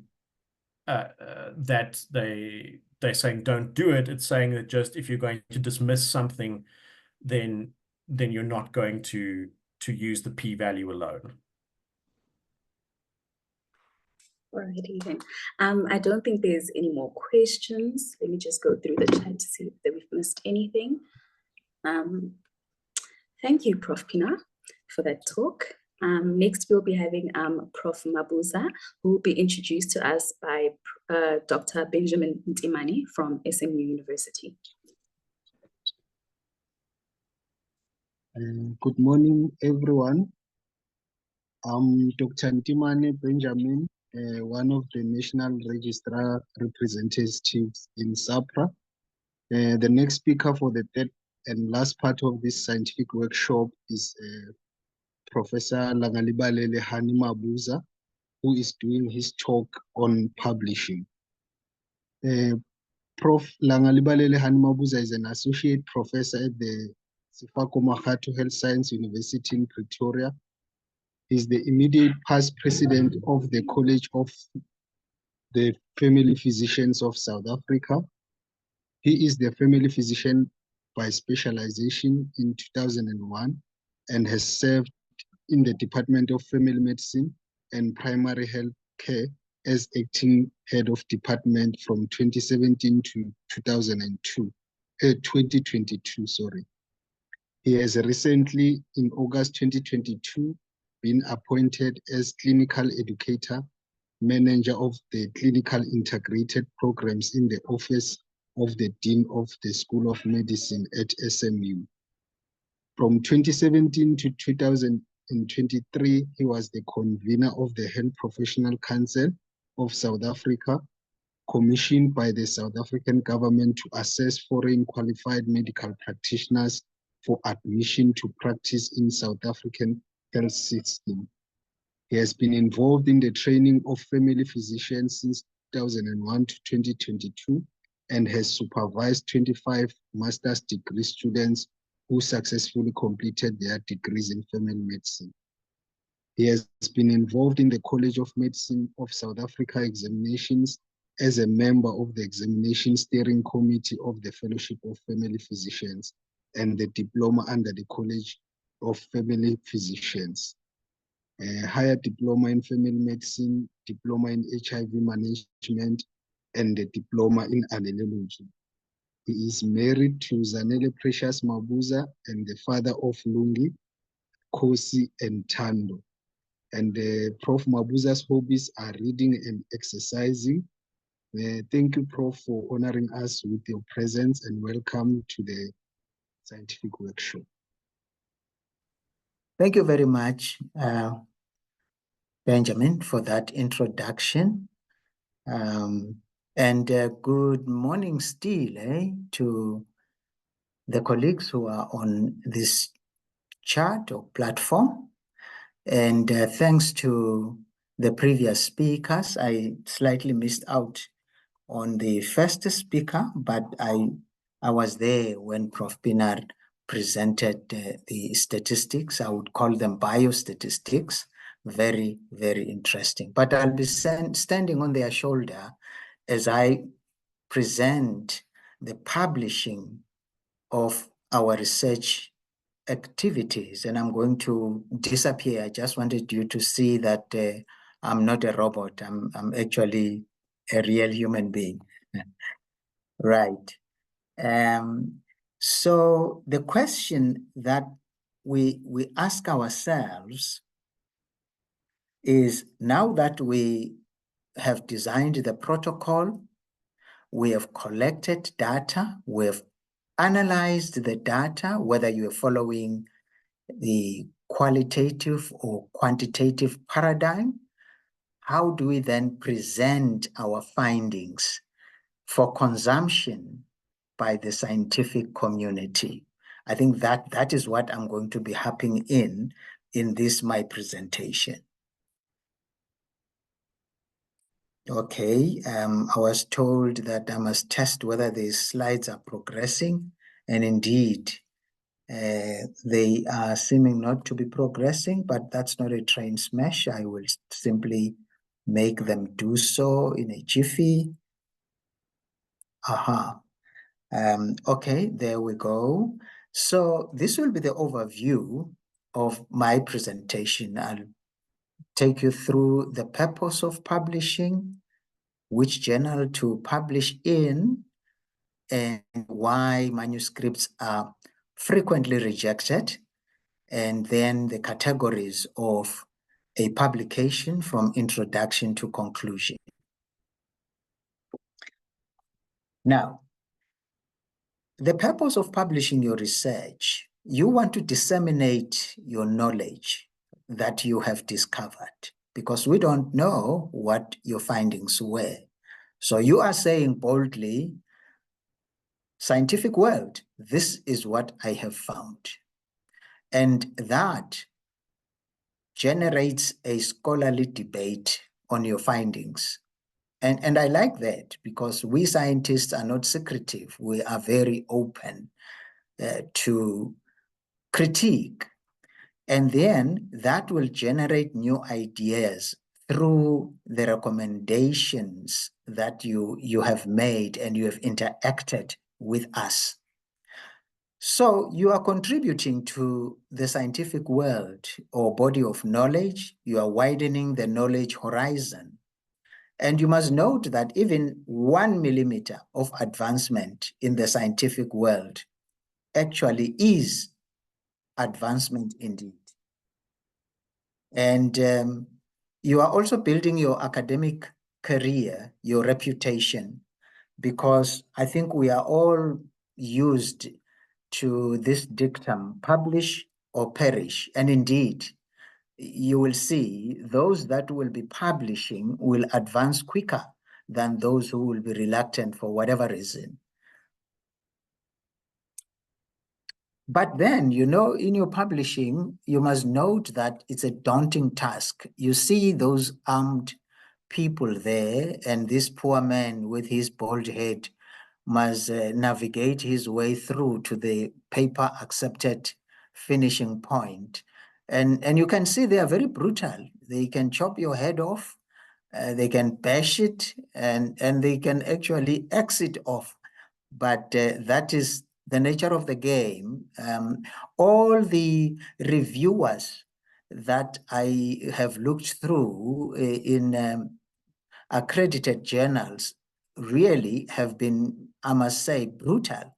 But that brutality increased the quality of my manuscript. I'll share with you what I have, because I can only talk from what I have published and make examples there, because I can defend that in terms of the background knowledge and the context that I shall be presenting to you. But yes, some of them are, I would say, outrightly, difficult. You know, you wonder when you respond. The good thing about responding to reviewers is you don't need to necessarily agree with them. You can disagree with them, state your disagreement, but you must support it with literature. In other words, with evidence. You can't just say, I don't agree with you, full stop. That's not admissible. So you need to choose the right journal. And factors to consider are the journal scope of focus. Is it relevant to you? Obviously, it makes sense that me as a family physician, it would be odd of me to try and publish in nuclear medicine or in obstetrics and gynecology journals. That won't be necessarily relevant.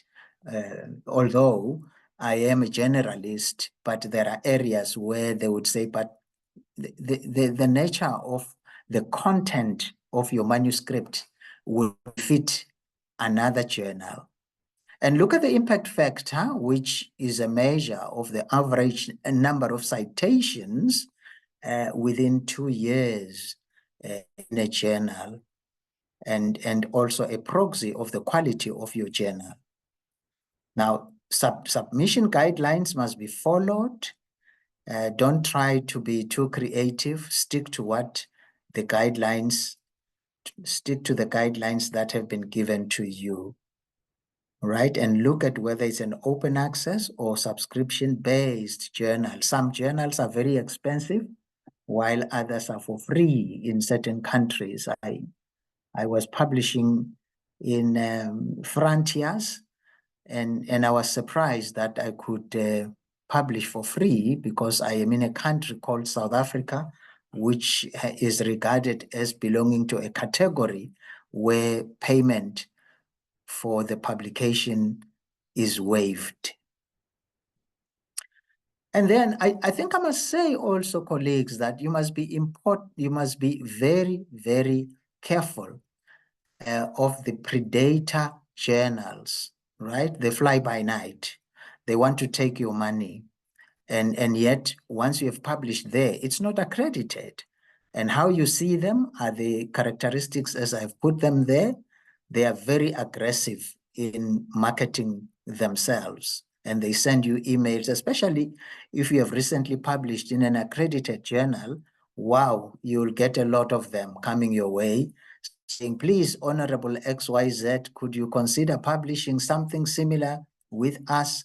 I always just send them to trash or to spam file, so that next time they come, they just go simply there. They waste your time, and they are non-existent in terms of their editorial board members.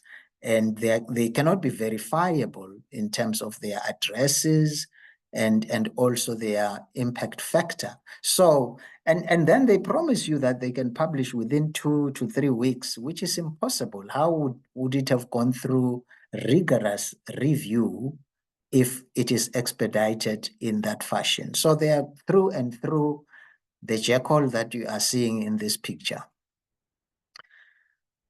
But then we need to know the reasons for rejection of your manuscript. There are quite a number, but I'm just going to share with you just a few. If you lack novelty in your study, obviously they will reject it. And if you have poor methodology, insufficient data, you leave too many gaps. We don't know how you jumped from A to D. Where is BC? You know, there's no coherence. Then they are going to reject it, obviously. And also, if you are you have sort of poor writing style, right?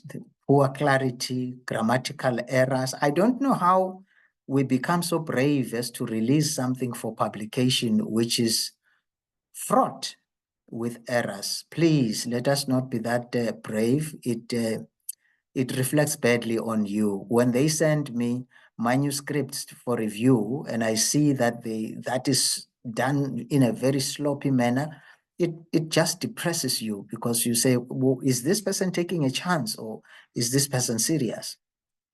Right? And then failure to meet the journal guidelines, which I have referred to above. So I'm going to take you through very quickly through these topics here, like how should an abstract look like? It must be concise and very catchy, right? And your introduction must give the background of the study and your methodology. How did you conduct the study? Remembering the statistical outline that we've just received from Prof. Pienaar, and the results, which must be presented in their dry nature, no discussion in the results section. And then you discuss, clearly stating what you found, and of course, how it compares with literature out there, and your findings in your conclusion being put in brief, and the significance of those findings. And then you put the references as well, which must be also done in a standard manner. So an abstract, they will dictate to you. Some of them are not demanding that. I'm talking about other journals. They don't demand that it be structured. So it can be unstructured in a paragraph format, but others would like it to have subtopics, as you can see there. The introductory paragraph, which must be stated very clearly, and your study aim and objectives also stated succinctly, in other words, to the point, and the methods, briefly describing the research design, data collection techniques, and how these were analyzed. And of course, the findings, which could be the results, the terminology. When you say findings, you make us think you are doing a qualitative study. And when you say results, we think you were crunching numbers, therefore you went quanti. And then you conclude, giving us the highlights of your findings and the implications thereof. I've just made this example here. Like I said, I can only comment on what I myself have written. I was doing this study for one of my PhD papers, which was published some time back. And I was asking, what do medical students and their clinical preceptors understand by primary health care in South Africa, which is a qualitative study, right? Supervised by the VC of the University of Cape Town, Prof. Mosamu Shabela. This is how we packaged it. Of course, I mean, as the student, I had to do 90% of the work under the guidance. But just look at the background. I'm saying the definition of primary health care issued by the World Health Organization 1978 indicated that essential health care should be made accessible to individuals and their communities close to where they live and work. And I'm taking advantage to be reading this because this, in my understanding, is a workshop. I'm equipping you, giving you armamentarium to go and use it to your advantage. So in 1992, Starfield, it's a lady, articulated the 4 pillars of primary health care, the patient's first contact with healthcare, comprehensive care, coordinated care, and continuous care. Now, using this literature guidance, this study sought to explore what undergraduate medical students and their clinical preceptors understood by primary health care in 4 South African medical schools. Of course, that was UKZN, Walter Sisulu, our own Sefako Makato, and the University of the Witwatersrand, or Wits. So I'm succinctly laying the ground and giving the background of what this study was all about. And I was trying to say, in no uncertain terms, this is what we set out to achieve. And then it being, I'm now on methods, it being a qualitative study, we use this phenomenological design to understand that phenomenon. And of course, the setting I've just told you about. So what I'm doing here in the methods, I'm giving in a snapshot what we did, right? And there were 16 focus group discussions among students and 27 in-depth interviews with the lecturers or clinical preceptors. And what I used there was Max QDA as a software to analyze qualitative research. And then the results quickly, 4 themes, and I state them what they are. And the conclusion is medical students and their clinical preceptors displayed 1, 2, 3, 4, summarizing what I found in the results or the findings. So moving further to the introduction, you need to be giving us a roadmap through the introduction, right? And it should be concisely conveyed, right? With its purpose. In other words, the section that is coming after your abstract, which is the introduction. Some other journals would say it's the background, and the significance and the context. And you use referencing there, comparing what is known currently on the subject worldwide. And it's better to put it in a funnel shape, to start globally and then taper it down to your own setting as you give that background. There is something obscuring me in my computer here. I hope you can see yourself where I say, again, use something, but I'm going to talk to it now. I'll return to it just now. There is this technique, which is called the problem gap hook heuristic, right? Heuristic means just an explanation of things. Now, this is very important, and I would request you, colleagues, as registrars, to go and read this article. You can see it there, and I take it the organizers will be disseminating our presentation to you, because we'll be sending them that for your consumption. Now, it's a 2-pager, and it is saying joining a conversation, the problem, gap, hook, and heuristic approach. So, firstly, you identify the problem in the world that people are talking about, whatever it is. Now, you indicate what is the gap in the current knowledge or thinking about the problem. And then you articulate a hook that convinces us as readers. Indeed, there's a gap, and you map out how you intend to fill up the gap. This is the argument that you must put through whenever you write a paragraph. We must know what is actually at issue here and what is running short, and therefore how are you going to fill it up. Then you are hooking us into continuing to read what your article entails. I'm moving quickly now to the findings. You need to keep them dry, uncommented on. In other words, it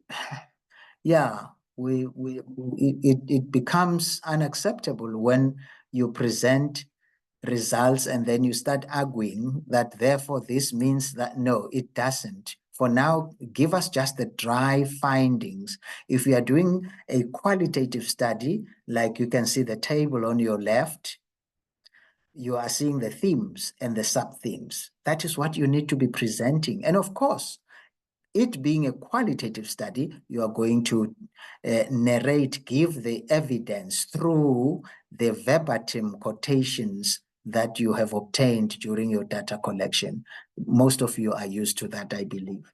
But if it is quantitative, as you can see the table on the right, exactly what Prof. Pienaar was presenting, you are going to be giving us the statistics, proportions, if you will, and give us the p-values as you are seeing on the screen that is in front of you. And then we'll move to the discussion. You know, colleagues, one tip that I have gotten, and of course, I wouldn't regard myself as the expert, but the little that I'm sharing with you, I have found that if you are writing a paragraph under discussions, well, the first paragraph will be for us to be taking us through in a nutshell to say this study has demonstrated 1, 2, 3, right? Because we have seen your results. But now, the second paragraph is now narrating your findings, you know, and the third and so on. It's good to put a paragraph for each finding that you came to, which is usually in keeping with your objectives. So you will say, what were your findings or one finding in a paragraph? And how does that compare with other findings? And when I came in, I found Prof. Pienaar discussing that, and I saw the similarity.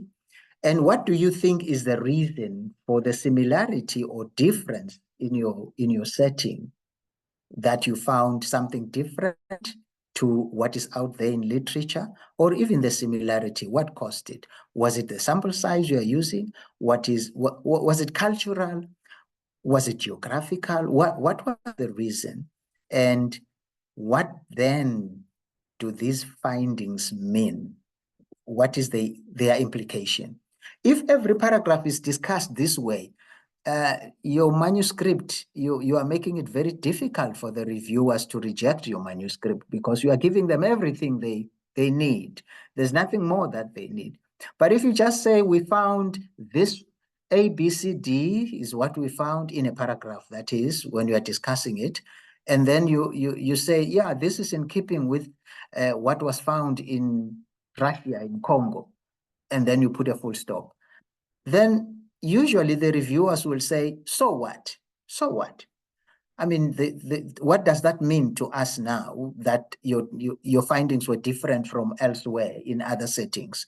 I hope you understand that. And I thought, for me, having gone through a lot of reviews as I was publishing my manuscripts, I have found that all of them tend to gel in that direction of trying to make you to be coherent and to build up your case like a lawyer, you know, to say this, knowing exactly where you are getting to as a concluding sentence in that particular paragraph.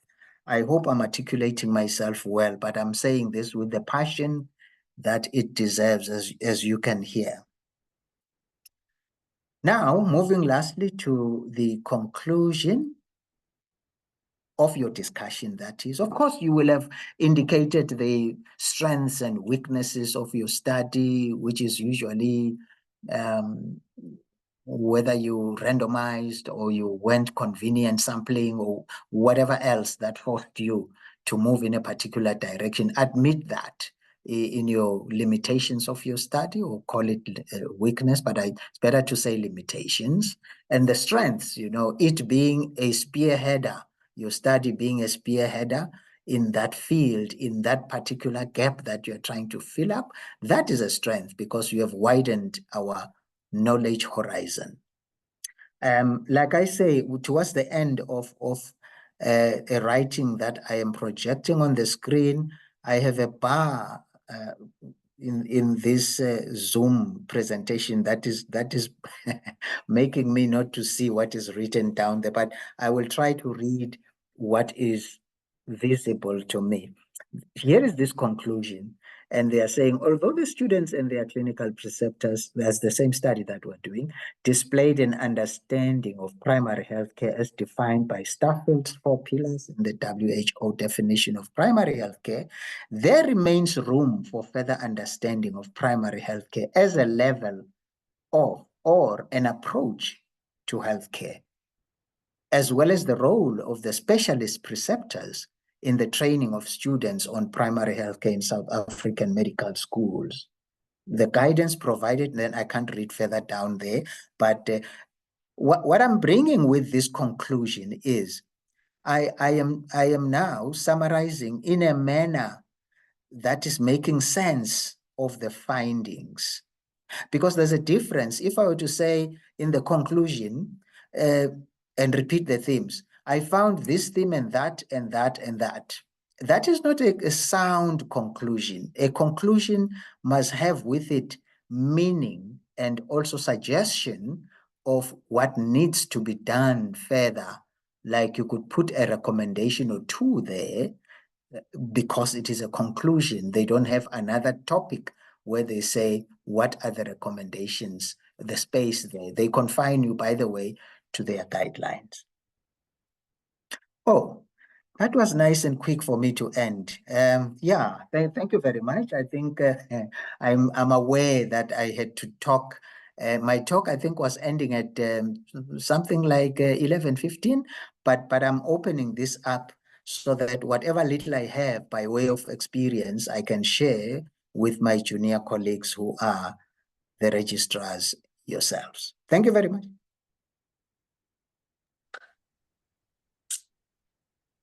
Prof, thank you so much for sharing your wisdom with us,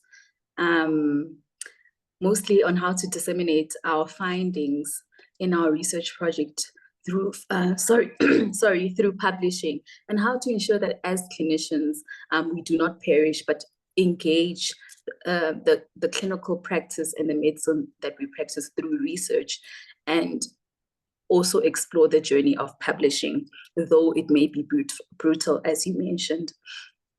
I think there is just one more question, and the question that has come about here is how can we use AI in a more practical way? Okay, how can the presenter please elaborate how the use of AI can be done in more practical ways?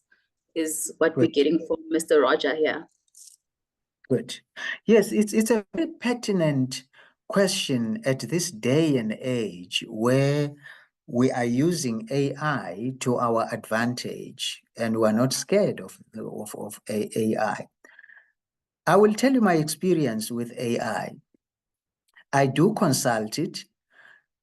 The reason why I consult it is to find out what scope it can give me. For example, I'll type a question on it, like Gemini or Gemini, for example, and just a statement, and find out what ideas it gives me worldwide. And I found that in other areas, depending on how I have asked the question, AI can be irrelevant because, you know, if I were to explain to you how AI came about, it's a collection of knowledge that is already in existence, right? And that knowledge through computer is synthesized to answer the questions that we have. If something was never researched before, AI cannot create it itself. And I hope, you know, if students, if our registrars were to understand AI that way, then they will know. In other words, Africa is not well researched. So if you want AI to guide you on a particular topic, which is topical or relevant in the African context, it does not have it. It will give you the European and other areas' views, because that is where the research on your topic has been carried out and there are articles surrounding that. I hope this makes sense. So I sometimes punch in questions and I see that AI is irrelevant. But where I have found that AI becomes useful, it is to just give me the scope. You know, it spreads the net for me to know that, oh, this, that is now already known. Some of the things, items listed on AI, I wouldn't have thought about myself.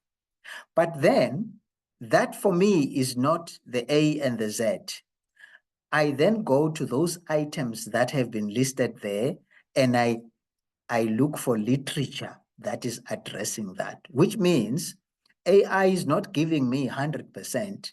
AI is guiding me to literature like I would have done literature search independently. But now that I have AI, which is more wiser, if I were to put it that way, than me, or more global than me, then I leverage that advantage and use it to advance myself. I know maybe I've answered you people in a circuitous, convoluted manner, but all I'm saying is we use AI for our advantage. Prof, we have another question here in our Q&A. Yes. And let me just find it. It's from Rupert Robertson. He says that in some studies, the conclusion states either larger studies or further studies to be done. Is there a time limit as to when the study can be repeated or improved upon?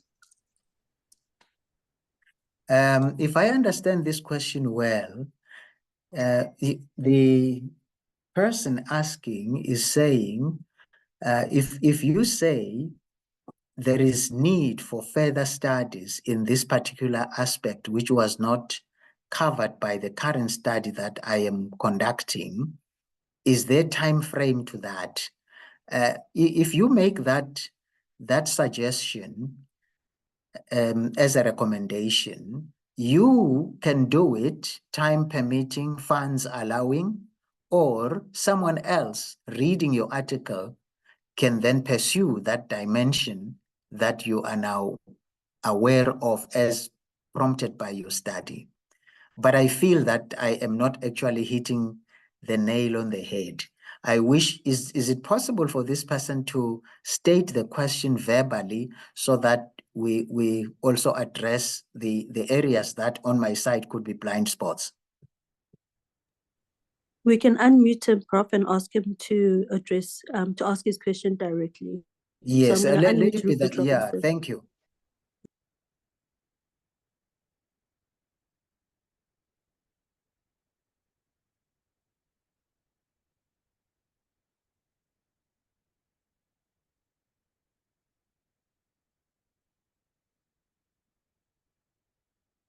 Okay, I'm not hearing anything from my side. Hello, can you hear me? Now I can hear you clearly. Yes, go for it, please. Okay, excellent. Thank you so much for your time, Prof. I actually just wanted to find out, with regards to the time limit, if I read the article today myself that someone else has published, can I then immediately start working on a new topic or on improving on that study? Or do I have to give it like maybe a year or two before I then embark on on expanding or making a bigger study based on what I had read? I think that's what I'm trying to ask. Good. Yes. No, thank you very much. I could feel that although I was trying to understand you, but yeah, now you have elaborated to my further understanding. No, there's no time. If time allows and funds allow, please go for it immediately.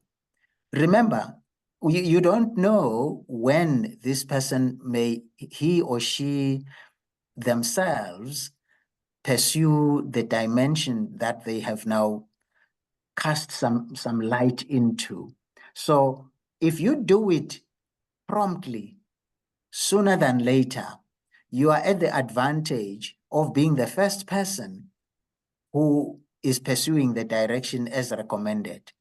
And remember, it's not copyrighted. I mean, if I, as Mabuza, would say, I have done this, but I didn't study the curriculum of each university to analyze it, and there is need for further studies that go in that direction, and you take it upon yourself to do that, I wouldn't charge you of anything because I recommended it and I didn't say who can do it. There is need for that direction to be pursued.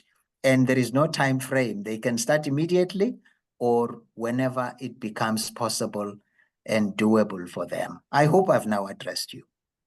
Yes, yes. Thank you so much, Prof. Thank you.